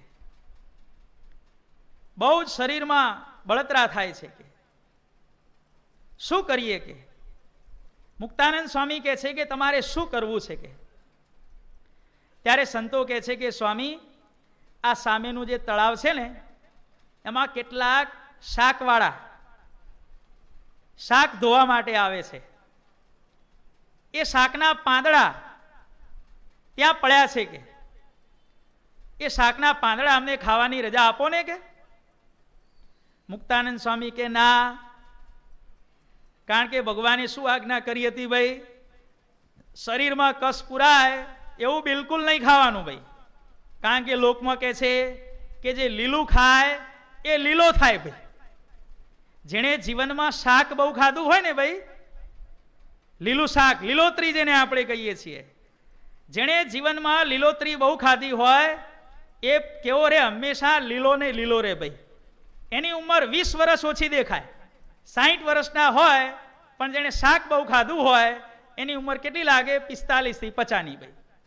લીલું ખાય એ લીલો થાય ભાઈ. પછી કે છે બહુ દાળ પીવે એ ડોહા થાય. જેણે જીવનમાં બહુ દાળ પીધી હોય, કારણ કે દાળ છે ને કઠોળ કહેવાય ભાઈ, બરોબર ને? અને કઠોળ એટલે સાયન્સની દ્રષ્ટિએ પ્રોટીન કહેવાય. અને પ્રોટીનથી શું થાય? શરીરનો ઘસારો ઓછો લાગે. તમે જોજો, જેણે જીવનમાં દાળ બહુ પીધી હશે ને, આંબલી વગરની, હો ભાઈ, હા, દાળ બહુ પીધી હશે, એ 90-95 વર્ષે પણ જુવાનિયાની માફક દોડતો હશે. ત્યારથી કહેવત પડી. શું કહેવત પડી ભાઈ પંડ્યા? દાળ પીવે એ ડોહા થાય. અને ત્રીજી કહેવત પડી, છાશ પીવે એ છોકરા થાય. જે બહુ છાશ પીવે એ 60-65-70 વર્ષે એનું શરીર ખતમ થઈ જાય ભાઈ. કારણ કે છાશ છે એ ખટાશ કહેવાય, અને ખટાશ એટલે એસિડ કહેવાય ભાઈ. એસિડની વ્યાખ્યા શું? સ્વાદમાં ખાટું હોય એ બધા એસિડ કહેવાય. સાયન્સમાં વ્યાખ્યા આવે છે. જે ખાટું એ એસિડ. અને એસિડનું કામ શું ભાઈ? બધું ધોવાનું, ખોતરવાનું, સાફ કરવાનું, ભૂકા કાઢી નાખવાનું કામ કોનું ભાઈ? એસિડનું. એટલે 3 કહેવતો પડી ભાઈ. લીલું ખાય એ લીલો રે, દાળ પીવે એ ડોહો થાય, અને છાશ પીવે એ છોકરા થાય ભાઈ. નાની ઉંમરમાં ખતમ થઈ જાય બધા. મુક્તાનંદ સ્વામી કહે છે કે લીલા પાંદડામાં તો લીલા થવાય કે ન ખવાય કે. ત્યારે સંતો કહે છે કે સ્વામી, આ તળાવમાં જે બધી કપોટીઓ છે, જે બધી ચોટી ગયો ને નીચે ફ્લોર એનો, એમાં પોષક તત્વો થોડા ઘણા માટીમાં હોય કે એ કપોટી અમને ખાવા દો ને. મુક્તાનંદ સ્વામી કે ના, મહારાજની આજ્ઞા નથી. સંતો બહુ અકળાણા, પ્રાર્થના કરી. ધન્યવાદ છે ને સંતોને ભાઈ, આટલું કષ્ટ પડ્યા છતાં એ ભગવાનના શરણમાં કેવા ટકી રહ્યા છે. આ વસ્તુ એમાંથી આપણે શીખવાની છે ભાઈ. મુક્તાનંદ સ્વામીને દયા આવી કે આ બિચારા નાના સંતો ભૂખે મરે છે, અને હું એમાં કશું કરી શકું એમ નથી. કારણ કે મુક્તાનંદ સ્વામીને દાસત્વ ભક્તિનું અંગ ભગવાન કેમ કરવાનું. ત્યારે સંતોને મુક્તાનંદ સ્વામી કહે છે કે સંતો એક કામ કરો, હું કાગળ લખું કે આપણે શ્રીજી મહારાજને કાગળ લખીએ, અને ભગવાન જે પ્રમાણે જવાબ આપે એ પ્રમાણે આપણે આપણી પદ્ધતિમાં ફેરફાર કરીએ. કે ભગવાનને પૂછવું તો પડે ને ભાઈ. ભગવાને કાગળ લખ્યો. ભગવાન એ સમયે ભુજમાં ગંગારામ મલ્લને ઘેર વિરાજમાન હતા. ભગવાને કાગળ વાંચ્યો, ભગવાને કાગળ જોયો, ભગવાનના નેત્રમાંથી આંસુ આવી ગયા. ધન્ય છે સંતોને કે જે મને રાજી કરવા માટે આટલું કષ્ટ વેઠે છે. પણ ભગવાન સંતોને તાવવા માંગતા હતા. કારણ કે ભગવાનની દ્રષ્ટિ શું હતી? જે જીવ મારા શરણે આવ્યો એને છેક મારી મૂર્તિ સુધી પહોંચાડવાની જવાબદારી મારી છે. મહારાજે કીધું, જે અમારા કહેવાના છો એમાં અમારે તલ ભાર પણ કસર રહેવા દેવી નથી. મહારાજે વળતો કાગળ લખ્યો. કાગળ લઈ અને હરિભક્ત મુક્તાનંદ સ્વામીની પાસે આવ્યા. મુક્તાનંદ સ્વામીએ કાગળને આંખે અડાડ્યો, છાતી લગાડ્યો, નમસ્કાર કર્યા, અને મહારાજ શું આજ્ઞા છે એમ કરી અને કાગળ ખોલ્યો ભાઈ. મહારાજે શરૂઆતમાં સંતોને અભિનંદન આપ્યા, અને પછી એક સુંદર મજાની વાર્તા લખી હતી કે હે સંતો, હું નીચે એક પ્રસંગ વર્ણવું છું, અને પ્રસંગ વાંચ્યા પછી મુક્તાનંદ સ્વામી જેમ કે એમ તમે નિર્ણય લેજો. મહારાજે પ્રસંગ લખેલો કે એક ગામ હતું, અને ગામમાં એક તપસ્વી રહેતા હતા. તપસ્વીને દરરોજ શેર ચોખા દાનમાં આવતા હતા, અને રોજ એ શેર ચોખાનો ભાત કરી અને તપસ્વી પોતાનું જીવન ભગવાનમય ભગવત પરાયણ જીવન પસાર કરતા હતા. બીજી કોઈ ચિંતા હતી નહીં. રોજ શેર ચોખા આવી જાય, ભાત બનાવી દેવાનો, જમી લેવાનું, પછી આવતીકાલે બપોરે વાત. ત્યાં સુધી શું કરવાનું? ભગવાનનું ધ્યાન, ભજન, માળા, શાસ્ત્ર વાંચન જે કરતા હતા તે કરતા હતા. આવા પરમ જ્ઞાની તપસ્વીની પાસે એક મુમુક્ષુ જ્ઞાન લેવા માટે આવ્યો. ઋષિ મહારાજ, મારે તમારી પાસે રહેવું છે. શું કામ ભાઈ? મારે તમારી પાસે જ્ઞાન સંપાદન કરવું છે. રહેવાનું ક્યાં? તો કે તમારી જોડે. જમવાનું કે તમારી જોડે. કે ઋષિ મહારાજ કહે છે કે ભાઈ, મને 24 કલાકમાં માત્ર 500 ગ્રામ ચોખા મળે છે કે, અને એનો ભાત હું રોજ ખાઈ જાઉં છું. કે તારા માટે મારાથી જમવાની વ્યવસ્થા થઈ શકે તેમ નથી. તારે રહેવું હોય તો રે, મારી ના નથી. ઓટલો મળશે પણ રોટલો નહીં મળે. કે ત્યારે મુમુક્ષુને જ્ઞાનનો ખપ હતો. કે છે કે ગુરુદેવ, કશો વાંધો નહીં. કે પણ તમે એક કામ કરો, જ્યારે તમે ભાત રાંધો છો ત્યારે ચોખા તમે શરૂઆતમાં ધોવો છો ને, કે એ ધોવાનું કામ તમે મને સોંપી દો. કે કેમ ભાઈ? બસ કે ચોખા ધોયેલું જે પાણી છે એ પાણી હું પી જઈશ, ભાત તમને રાંધી દઈશ. પાણી મારું, ભાત તમારો, અને હું તમારી જોડે રહીશ. ગુરુજી કે તો વાંધો નહીં. કે ભલે રહે. કે ગુરુજીએ મુમુક્ષુને જોડે રાખ્યા અને જ્ઞાન આપવાનું કામ શરૂ કર્યું. હવે થોડા દિવસ થયા, બીજો મુમુક્ષુ આવ્યો. કારણ કે ગુલાબ હોય ત્યાં ભ્રમરો ઓટોમેટિક ખેંચાઈને આવે જ ભાઈ, એમાં કોઈને કહેવું પડતું નથી ભાઈ. બીજા થોડા દિવસ થયા, બીજો મુમુક્ષુ આવ્યો. કેમ આવ્યા ભાઈ?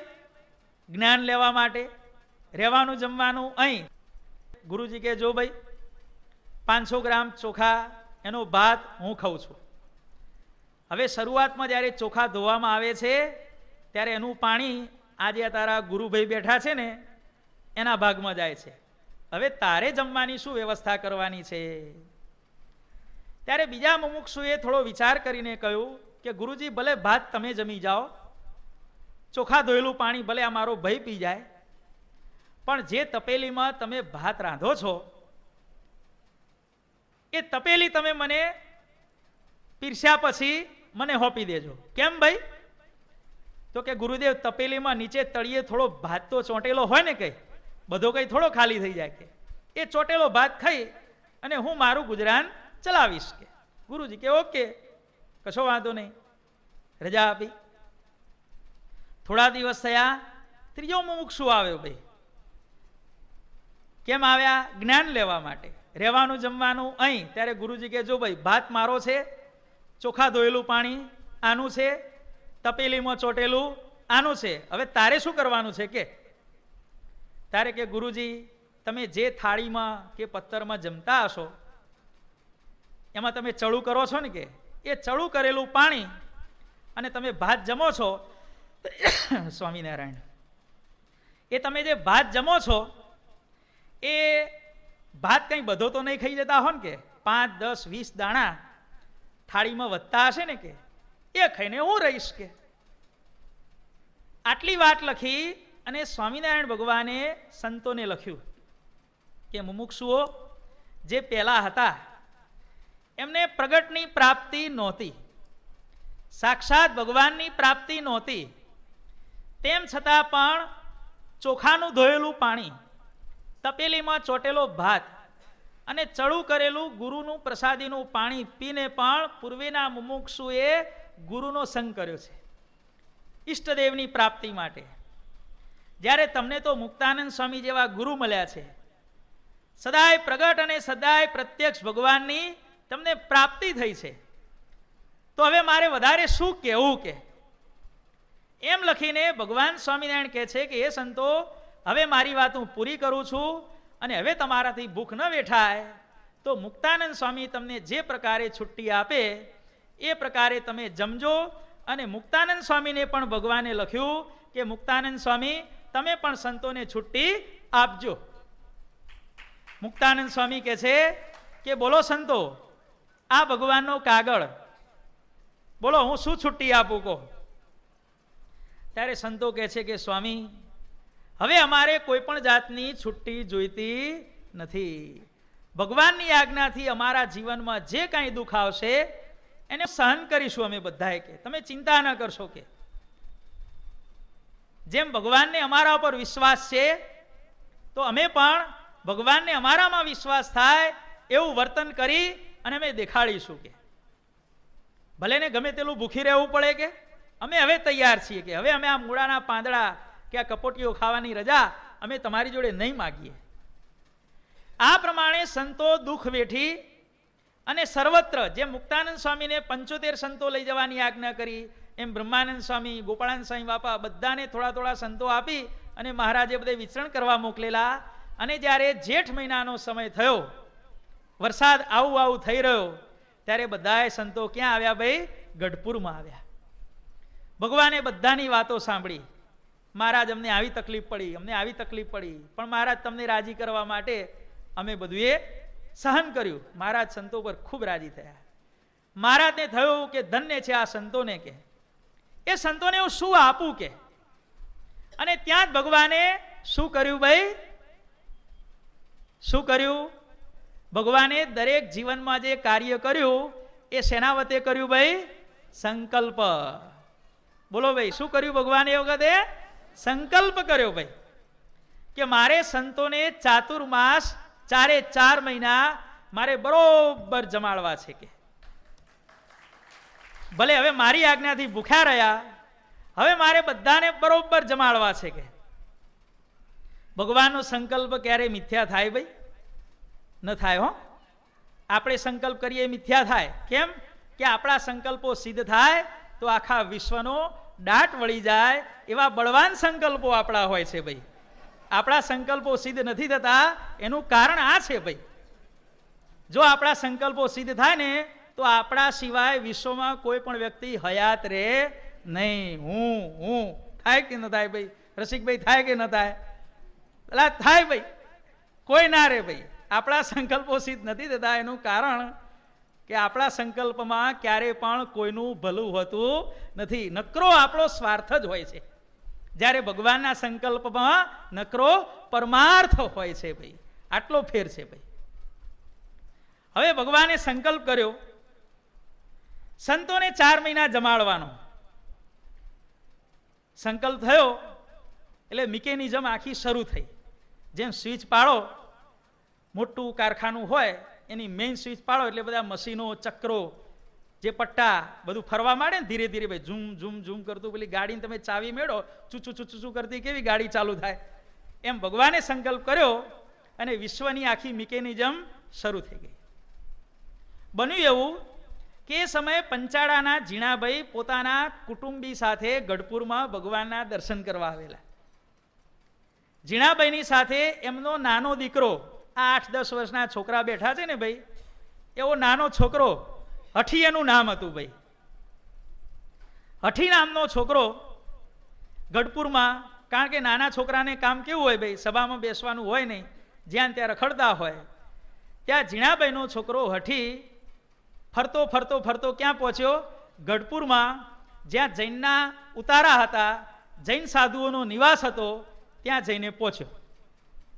છોકરાનામાં સત્સંગ હતો, ભગવાનનો પક્ષ હતો. એને ખબર પડી કે આ જૈનના સાધુ છે એ મારા વાલા સ્વામિનારાયણ ભગવાનને બહુ હેરાન કરે છે, કે એમના સંતોને બહુ હેરાન કરે છે. 8-10 વર્ષનો છોકરો બીજું શું કરી શકે ભાઈ? એટલે ગઢપુરમાં જ્યાં જૈનના સાધુઓ રહેતા હતા, એમના જે મેઇન ગાદીપતિ હતા, એની જોડે જઈ એના શરીર ઉપર થૂકી આવ્યો ભાઈ. લે કે હા સ્વામિનારાયણ ભગવાનના દ્રોહી, તું 8 લાખનો છે, એમ કરીને થૂક્યો ભાઈ. કોના સંકલ્પથી ભાઈ? સ્વામિનારાયણ ભગવાનના સંકલ્પથી થૂક્યો. હવે મેઇન ગુરુજીની ઉપર કોઈ થૂકી જાય તો એના સાધુઓ અને આશ્રિતો કેટલા બધા કુરાજી થાય ભાઈ. નક્કી કર્યું કે કોઈ પણ કાઠીઓને, સ્વામિનારાયણના સત્સંગીઓને આપણી દુકાનમાંથી સીધું સામાન કે કરિયાણું આપવું નહીં, બધો વ્યવહાર બંધ. ભગવાનને ખબર પડી કે મારું વાલું તો આવું થયું છે, કે આ હઠી જઈને થૂકી આવ્યો. ત્યારે સ્વામિનારાયણ ભગવાન ખુદ એ આચાર્યને મળવા માટે ગયા ભાઈ, સામે ચાલીને. અને સ્વામિનારાયણ ભગવાને એ પૂજને કહ્યું કે મહારાજ જે કંઈ હશે હું એના વતી એ છોકરા વતી હું માફી માગું છું કે પણ તમે આ હડતાલ બધી બંધ કરો અને ગઢપુરમાં સ્નેહ સંપ અને શાંતિનું વાતાવરણ રહે એવું કરો, હું તમને પગે લાગુ. બસ સ્વામિનારાયણ ભગવાન એ જૈનના ગુરુજીને પગે લાગ્યા ભાઈ, અને પછી માની ગયા. ઓકે ચાલો વાંધો નહીં, પણ ફરતી આવું ન થયું. ભગવાન કે હવે ફરીથી નહીં થાય કે થઈ ગયું થઈ ગયું કે. ભગવાન પાછા આવ્યા અને પછી ભગવાને નક્કી કર્યું કે હવે મારે 4 મહિના સંતોને જમાડવાનો જે સંકલ્પ છે એ પૂરો કરવાનો સમય હવે આવી ગયો છે. લોઢું બરોબર ગરમ થયું છે, હવે અથોડો મારવા દે કે. અને એ જ સમયે ભગવાનના સંકલ્પથી ગઢપુરમાં મુશળધાર વરસાદ પડ્યો ભાઈ. એવો વરસાદ છેલ્લા 500 વર્ષમાં ન પડ્યો હોય એવો ભયંકર વરસાદ ગઢપુરમાં પડ્યો ભાઈ. અને ઘેલા નદી, એક તો નામ ઘેલો, ઘેલો એટલે ગાળો, અને પાછું 500 વર્ષમાં વરસાદ ન પડ્યો હોય એટલો ભયંકર વરસાદ આવ્યો. એટલે ઘેલા નદીમાં એવું પૂર આવ્યું કે આખા ગઢપુરમાં જ્યાં જુઓ ત્યાં પાણી પાણી પાણી પાણી. એટલે હમણાં ડૂબ્યા હમણાં ડૂબ્યા હમણાં ડૂબ્યા. ટેકરા ઉપર બધા ટેકરા સુધી પાણી આવ્યું. જૈનના સાધુઓ ને આપણા સ્વામિનારાયણ ભગવાનના સંતો ને મહારાજ ને દાદા ખા બધાએ એક જગ્યાએ ભેગા થયા. ભગવાન કે છે કે ભાઈ આ તો ઘેલો, કારણ કે સંકટ સમયમાં કોણ યાદ આવે ભાઈ? ભગવાન યાદ આવે. બધા કહેવા માંડ્યા મહારાજ તમે કંઈક કરો કે. મહારાજ કે આ તો ઘેલો કે ઓરિજિનલ રંગમાં આવે એટલે ભલભલાના ભૂકા કાઢી નાખે કે અમે શું કરીએ કે. ના ના મહારાજ તમે કંઈક કરો કે. ત્યારે મહારાજ કે જુઓ આ દાદા ખાચર આ ગઢપુરના રાજા કહેવાય, એ નાળિયેર શ્રીફળ અને ચૂંદડીને બધું નાખી અને એને વધાવે, એમાં પધરાવે તો આ પાણી જાય. દાદા ખાચર જ્યાં ગયા ત્યાં તણાવ માંડ્યા, બચાવો બચાવો બચાવો. તે 2-4 જણે આમ હાથ ઝાલી અને બહાર ખેંચ્યા. શું થયું દાદા? અરે પાણી એવું છે કે અંદર જવાતું હશે કે મારે જવું કઈ રીતે કે. મહારાજ કે દાદા ખાચર તો નપાસ થયા કે. મહારાજ કે મૂળજી બ્રહ્મચારી તમે જાઓ કે. મૂળજી બ્રહ્મચારી જ્યાં થોડાક અંદર ગયા, કારણ કે વધાવવા માટે અંદર તો જવું પડે ને વિધિ પ્રમાણે, જ્યાં થોડા અંદર ગયા બ્રહ્મચારી તણાવવા માંડ્યા, વળી પાછા એમને બહાર કાઢ્યા. બ્રહ્મચારી કે ભાઈ આપણું કામ નહીં કે. છેલ્લે કોણ બાકી રહ્યું ભાઈ? મહારાજ બાકી રહ્યા. મહારાજ કે જુઓ અમે આ ઘેલા નદીનું પાણી 10 મિનિટમાં આમ રવાના કરી દઈએ, પણ આ ગઢપુરના જેટલા માણસો છે એમણે નિયમ લેવો પડશે. 2 મહિના ઘેલા નદીમાં નાહવાનું. કોના માટે ભાઈ? આ વાણિયાઓ હોય ને નાય નહીં ભાઈ, સમજ્યા? આ જૈનના સાધુ નાય નહીં હો, હિંસા થાય કે. 2 મહિના ઘેલામાં નાહવું પડશે કે. અને અમારી બીજી શરત કે દરેક જણે ગઢપુરવાસીએ જેને જેટલી શક્તિ હોય એ પ્રમાણે 2 મહિના સુધી દરરોજ રસોઈ કરીને જમાડવા પડશે. 2 મહિનાની મુદત આપી ભગવાને ભાઈ. અને પાકી રસોઈ હો, પાકી રસોઈ કોને કહેવાય ખબર છે ભાઈ? દાળ ભાત રોટલી, બટાકાનું શાક, બીજું એક શાક, પાછું કઠોળ, મિષ્ટાન, ફરસાણ, કચુંબર, અથાણું, છાશ, આટલું લિસ્ટ થાય ત્યારે પાકી રસોઈ કહેવાય ભાઈ. ખાલી રોટલી શાક આપી દો એ પાકી રસોઈ ન કહેવાય ભાઈ. સાધુની પાકી રસોઈમાં શું શું આવે ભાઈ? યાદ રહી ગયું ને બધાને ભાઈ? આવું બધું આવે ભાઈ, સમજ્યા ભાઈ?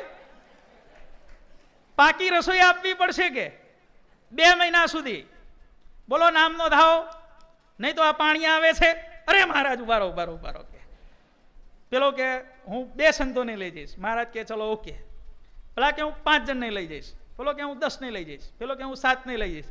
એમ કરતા કરતા બધા સંતોનું એલોટમેન્ટ આખા ગઢપુરમાં થઈ ગયું.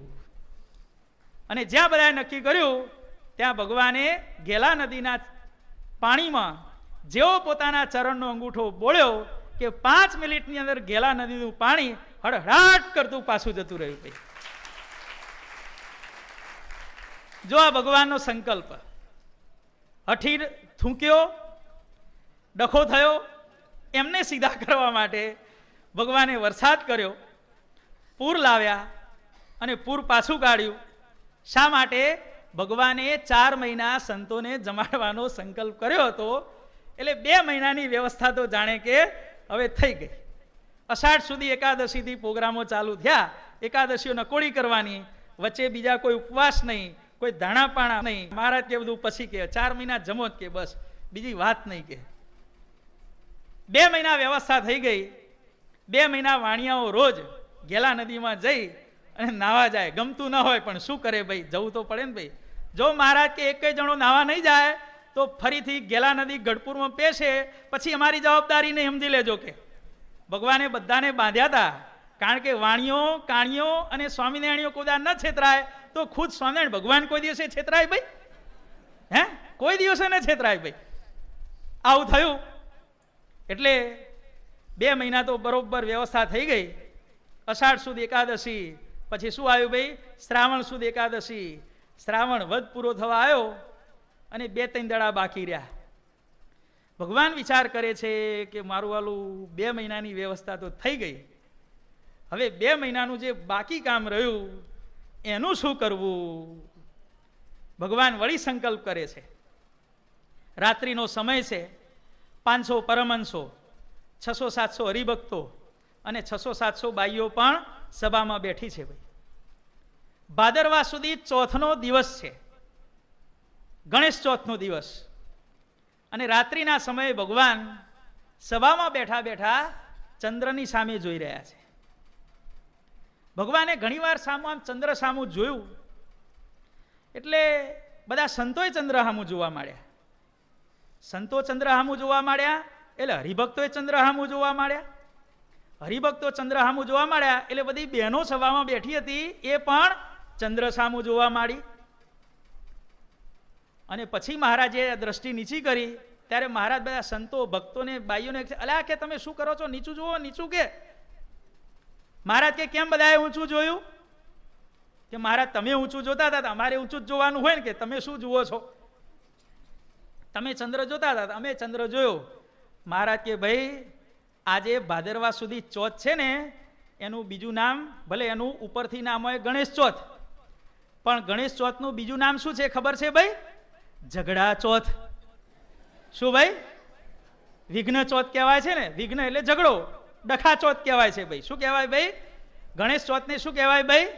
ડખા ચોથ કહેવાય, ઝઘડા ચોથ કહેવાય કે. અને શાસ્ત્રમાં લખાણ છે કે ભાદરવા સુધી ચોથના દિવસે, ગણેશ ચોથના દિવસે જે વ્યક્તિ ચંદ્ર સામું જુએ તો એને આવતી ભાદરવા સુધી ચોથ 12 મહિના સુધી 360 દાડા એને 24 કલાકમાં એક વખત સવારે, બપોરે કે રાત્રે એક જણની જોડે અવશ્ય ઝઘડો થાય ને થાય. અલ્યા ભાઈ હવે શું કરવું? આરું રોજ ઝઘડો થાય કોને પાલવે ભાઈ? આપણે કોઈની ડખો કરીએ, 1 દાડો બાજીએ, 2 દાડા બાજીએ, 3 દાડા બાજીએ, 9 દાડા, તાણી 13 દાડા. પછી માણસ કંટાળી જાય ને ભાઈ. મહારાજ કે શાસ્ત્ર વિધાન છે કે અમે તો ભાદરવા સુદ ચોથના દિવસે ચંદ્ર સામું જોયું એટલે અમારે કોકની જોડે 12 મહિના ડખા ચાલવાના, અને અમારા વાદે તમે બધાએ ચંદ્ર સામું જોયું એટલે તમારે રોજ ડખા થવાના, સમજી લેજો. મહારાજ કે જો શાસ્ત્ર વિધાન છે, પછી અમને કશું કહેવા આવતા નહીં. બધા ગભરાઈ ગયા. મહારાજ હવે શું કરવું કે? તે મહારાજ કે જુઓ ભાઈ, દરેક પ્રશ્નનો ઉત્તર હોય, દરેક પાપનું પ્રાયશ્ચિત હોય, દરેક મુશ્કેલીનું નિવારણ હોય. ગમે તેવો કાયદો હોય તો એમાં એકાદી છટકબારી પણ હોય કે, ગમે તેવો કડક નિયમ હોય તો એમાં થોડી ઘણી છૂટછાટ તો હોય દેશકાળને અનુસારે. મહારાજ કે એક રસ્તો છે કે પછીની કલમમાં એવું લખ્યું છે, પેલી કલમ પેલી 365 દાડા ઝઘડો થાય. પછીની કલમમાં એવું લખ્યું છે કે ભાદરવા સુદ ચોથને દિવસે જો ચંદ્ર દર્શન થઈ જાય તો એ જ દિવસે તાત્કાલિક વિધિન 15 મિનિટ્સ, 15 મિનિટની અંદર કોઈની જોડે નકલી ઝઘડો ઊભો કરવાથી 12 મહિના શાંતિ રે. કોઈ સામેથી ઝઘડો કરે, સામેથી કોઈ ગાળ દે તો આ પ્રાપનું પ્રાયશ્ચિત છે એ આ તમારે કરવાનું છે. ત્યારે મહારાજ કે અમે ચંદ્ર સામું જોયું એટલે પહેલું પ્રાયશ્ચિત તો અમારે કરવું પડે ને કે. પણ હવે આટલા બધા તમે બેઠા છો, આટલા સંતો, આટલા ભક્તો, આટલી બાઈઓ, તમે તો અમને કોઈ ગાળ દો નહીં. દેવાય ભાઈ? ભગવાનને ગાળ દેવાય? ના મહારાજ, અમે શું કરવા તમને ગાળ દઈએ? કે તમે શિક્ષાપત્રીમાં ના પાડી છે તો મહારાજ કે કંઈક એવું કરીએ કે અમને કોઈ સામેથી ગાળ દે. પછી મહારાજે લીધો એક પથરો અને બાજુમાં દાદા ખાચરના વિધવા ફઈ સોમાભાઈ રહેતા હતા. ભાઈ સોમાભાઈ ત્યાં રસોઈ કરતા હતા અને મહારાજે આમ ધારીને એવો પથરો ફેંક્યો.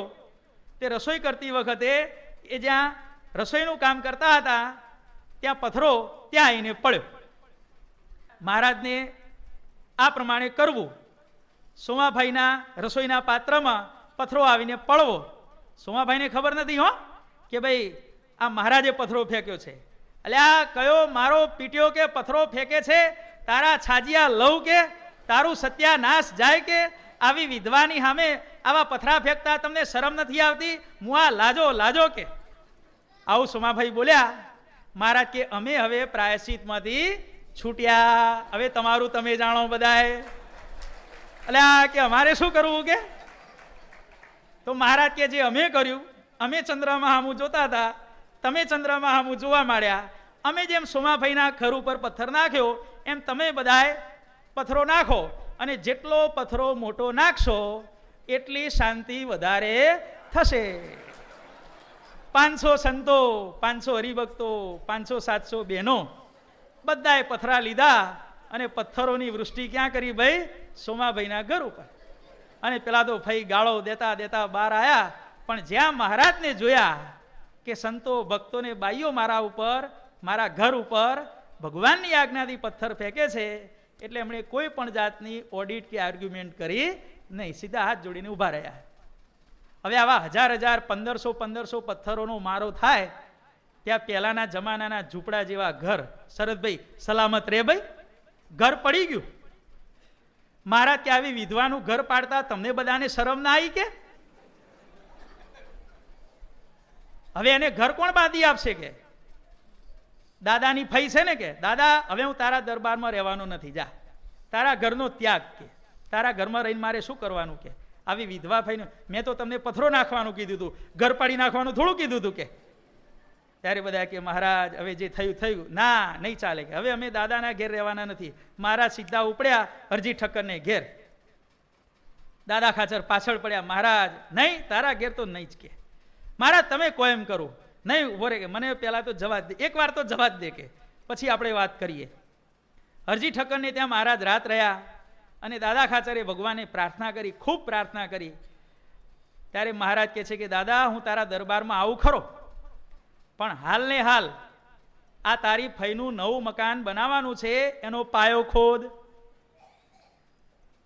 ભલે મહારાજ, પણ આપ થાળ જમવા દો. નહીં, થાળ જમવાનું પછી, અમારું કામ તાત્કાલિક હોય કે ગેરંટી, અમારે કોઈના ઉપર વિશ્વાસ નહીં કરવાનો.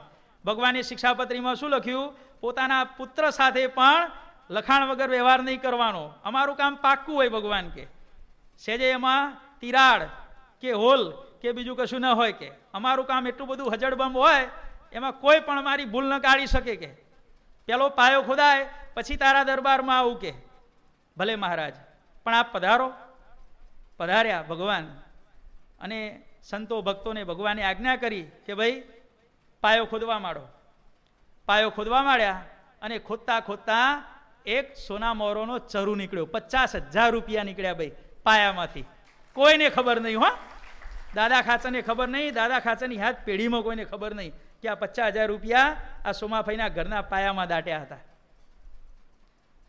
મહારાજ ત્યાં 50,000નું શું કરવું? સોમાભાઈ કે મહારાજ મને ક્યાં ખબર હતી કે, દાદા ખાચરને આપી દો કે, અમારા પૂર્વજોએ દાટ્યો છે એટલે કાયદેસરનો વારસદાર તો દાદો ખાચર જ કહેવાય ને. ત્યારે દાદા ખાચર કે મહારાજ ભલે કાયદેસરનો વારસદાર હું, પણ વિધવા ફઈનો પૈસો મારાથી લેવાય નહીં. તમારે વ્યવહારમાં બધી રીત છે ને ભાઈ, દીકરીનો પૈસો, બહેનનો પૈસો, ફઈનો પૈસો, આ બધા પૈસાને લેવાય નહીં, અને જો લે તો એ માણસ દુઃખી થાય. વિધવા ફઈનો પૈસો મારાથી ન લેવાય. ત્યારે ભગવાન કહે છે કે શું કરશું ભાઈ? ફઈ રાખવાની ના પાડે છે, દાદા ખાચર રાખવાની ના પાડે છે, હવે શું કરવું? ત્યારે મહારાજ તમે લઈ જાઓ, તમારે જેમ કરવું એમ કરો. અને મહારાજે પેલો 4 મહિના જમાડવાનો સંકલ્પ હતો, અને 2 મહિના જે બાકી રહ્યા હતા એ આ 50,000 રૂપિયામાંથી સંતોને 2 મહિના જમાડ્યા. ભાઈ જો ભાઈ, ભગવાને પોતાનો સંકલ્પ કેવી રીતે પૂરો કર્યો ભાઈ? 4 મહિના સંકલ્પ હતો, 2 મહિના વરસાદ પાડીને અને 2 મહિના પૃથ્વીમાંથી ધન કાઢીને. આ પ્રમાણે આપણા અવતારી ઉપાસ્ય ઇષ્ટદેવ સ્વામિનારાયણ ભગવાને પોતાના જીવનમાં જે કાર્યો કર્યા એ કાર્યો બધાએ સંકલ્પથી કર્યા છે. આપણો બધાનો કારણ સત્સંગમાં જન્મ પણ શું આપણા પૂર્વના પુણ્યથી થયો છે? બાપા કે ધૂળ ભાગ્ય હતા આપણા. આપણે ભગવાનના આશ્રિત બન્યા નથી, પણ ભગવાને સંકલ્પે કરી અને આપણને પોતાની શરણમાં મહારાજ કે જે લીધા છે ભાઈ. ભગવાનના સંકલ્પથી આપણે આશ્રિત બન્યા, ભગવાનના સંકલ્પથી જ આપણે એમના શરણમાં છીએ. તો આપણે હવે શું કરવાનું છે? જીવન પ્રાણ સ્વામી બાપાએ આપણને જે પ્રમાણે આજ્ઞા કરી, જેમ પરમ પૂજ્ય આચાર્ય સ્વામી શ્રી પણ વર્તમાન સમયે આપણને દરેક આશીર્વાદની અંદર છેલ્લે શું ફોર્સ કરે છે? સ્વામિનારાયણ ગાદીના શરણે રહેવું અને સિદ્ધાંતવાદી જીવન જીવવું. આવો ભગવાન અને મોટાનો સંકલ્પ છે, અને આપણે મૂર્તિના સુખે સુખિયા થઈએ એવો મોટાનો સંકલ્પ છે. એ સંકલ્પ આપણે સ્વામિનારાયણ ગાદીના શરણમાં રહી અને આપણે યથા કિંચિત એને પૂરો કરવાનો છે. તો આજે આપણે બધાએ ભગવાનને સાથે મળીને પ્રાર્થના કરીએ કે હે પ્રભુ, કેવળ કૃપા કરી અમને સ્વામિનારાયણ ગાદીના આશ્રિત બનાવ્યા, તો આજીવન પર્યંત અમને આ ગાદીના શરણમાં રાખી, આપના શરણમાં રાખી. કારણ કે ગાદીનું શરણું એટલે સ્વામિનારાયણ ભગવાનનું શરણું ભાઈ. કારણ કે બાપા આશીર્વાદમાં કહે છે કે સ્વામિનારાયણ ગાદીના 2 અર્થ થાય છે ભાઈ, 2 અર્થ. પછી આનું આમ નહીં કરવાનું. અક્ષરધામમાં ભગવાન સિંહાસન ઉપર બિરાજમાન છે, ત્યાં સ્વામિનારાયણ ગાદીનો અર્થ લેવાનો કયો? ભગવાનનું સિંહાસન. આવો જે અર્થ થાય ને કે ભગવાન ગાદી ઉપર બિરાજમાન છે, ત્યાં સિંહાસન. પણ સ્વામિનારાયણ ગાદીના શરણે રહેવું, સ્વામિનારાયણ ગાદી એ મોક્ષ છે, આવા બધા શબ્દો આવે ત્યાં ગાદી શબ્દનો અર્થ બાપા કહે છે કે મૂર્તિ લેવો. ગાદી એટલે મૂર્તિ, સ્વામિનારાયણ ભગવાન. સ્વામિનારાયણ ગાદીના શરણે રે એનો મોક્ષ થાય. એનો મતલબ શું? કે સ્વામિનારાયણ ભગવાનના આશરે જે રે, ગાદી એટલે મૂર્તિ, મૂર્તિ એટલે ભગવાન, ભગવાન એટલે સ્વામિનારાયણ ભગવાન પોતે. એટલે સ્વામિનારાયણ ગાદીના 2 અર્થ છે. કોણ?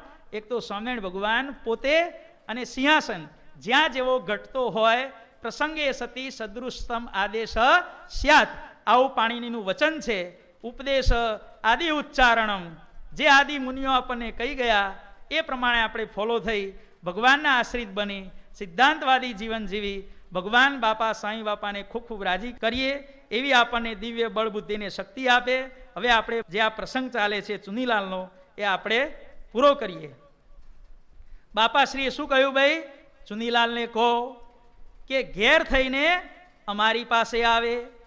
ત્યારે સદગુરુ બાપાનો કાગળ મળતા એ ચુનીલાલ ઘેર ગયા, અને 3જે દિવસે તત્રૈવ રુગ્ણતાયામ સ તૃતીય દિવસે સ્વયં અકસ્માદાપ્તવાન દિવ્યમ બાપા શ્રી દર્શનમ શુભમ. શું થયું? 3જા દિવસે ચુનીલાલ બીમાર પડ્યા, અને એ સમયે બાપાશ્રીના દર્શન થયા, અને સાથે સાથે બાપાશ્રીયમ તદાસાકમ સદગુરુપ્યચાવલોકયત. બાપાશ્રીની સાથે સદગુરુ બાપાના દર્શન થયા. ત્યારે ચુનીલાલે ખૂબ પ્રેમથી સદગુરુ બાપાને હાથ જોડ્યા, અને સદગુરુ બાપાએ કહ્યું કે ચુનીલાલ, જે બાપાશ્રીના દર્શન કરવા માટે તું વૃષપુર આવવાનો હતો એ બાપાશ્રી આ મારી જોડે મૂર્તિમાન ઊભા કર તું દર્શન. કે આપણે શું ભગવાનના દર્શન કરવા જવાના હતા ભાઈ? ભગવાન સામે ચાલી અને આપણને દર્શન દેવા આવે છે. આવ્યા આવ્યા આવ્યા હરિજી મારે મંદિરે આવ્યા, હરિભક્ત સંત સંગ લાવ્યા હરિજી મારે મંદિરે આવ્યા. ભલે આવ્યા ધર્મજીના લાલ મૂર્તિ આપી તમારી. બાપા શા માટે આવ્યા ભાઈ? આવ્યા રે બાપા મૂર્તિ દેવા માટે આવ્યા રે. પ્રગટ્યારે કીર્તનની અંદર છે ને ભાઈ. સદગુરુ બાપા કહે છે કે આ બાપાશ્રી જો કે એમના દર્શન કર. અને જેવા બાપાશ્રીના દર્શન કર્યા, તેજોમય મૂર્તિ બાપાશ્રીના દર્શન, અને ત્યાં જ પછી પોતાના વડીલોની સાથે વાત કરે છે. પોતાના માતા પિતાને કહે છે કે ભાઈ બાપાશ્રી, જે કચ્છ દેશના બાપાશ્રી કહેવાય છે, મને ધામમાં લઈ જવા માટે અહીંયા આવ્યા છે.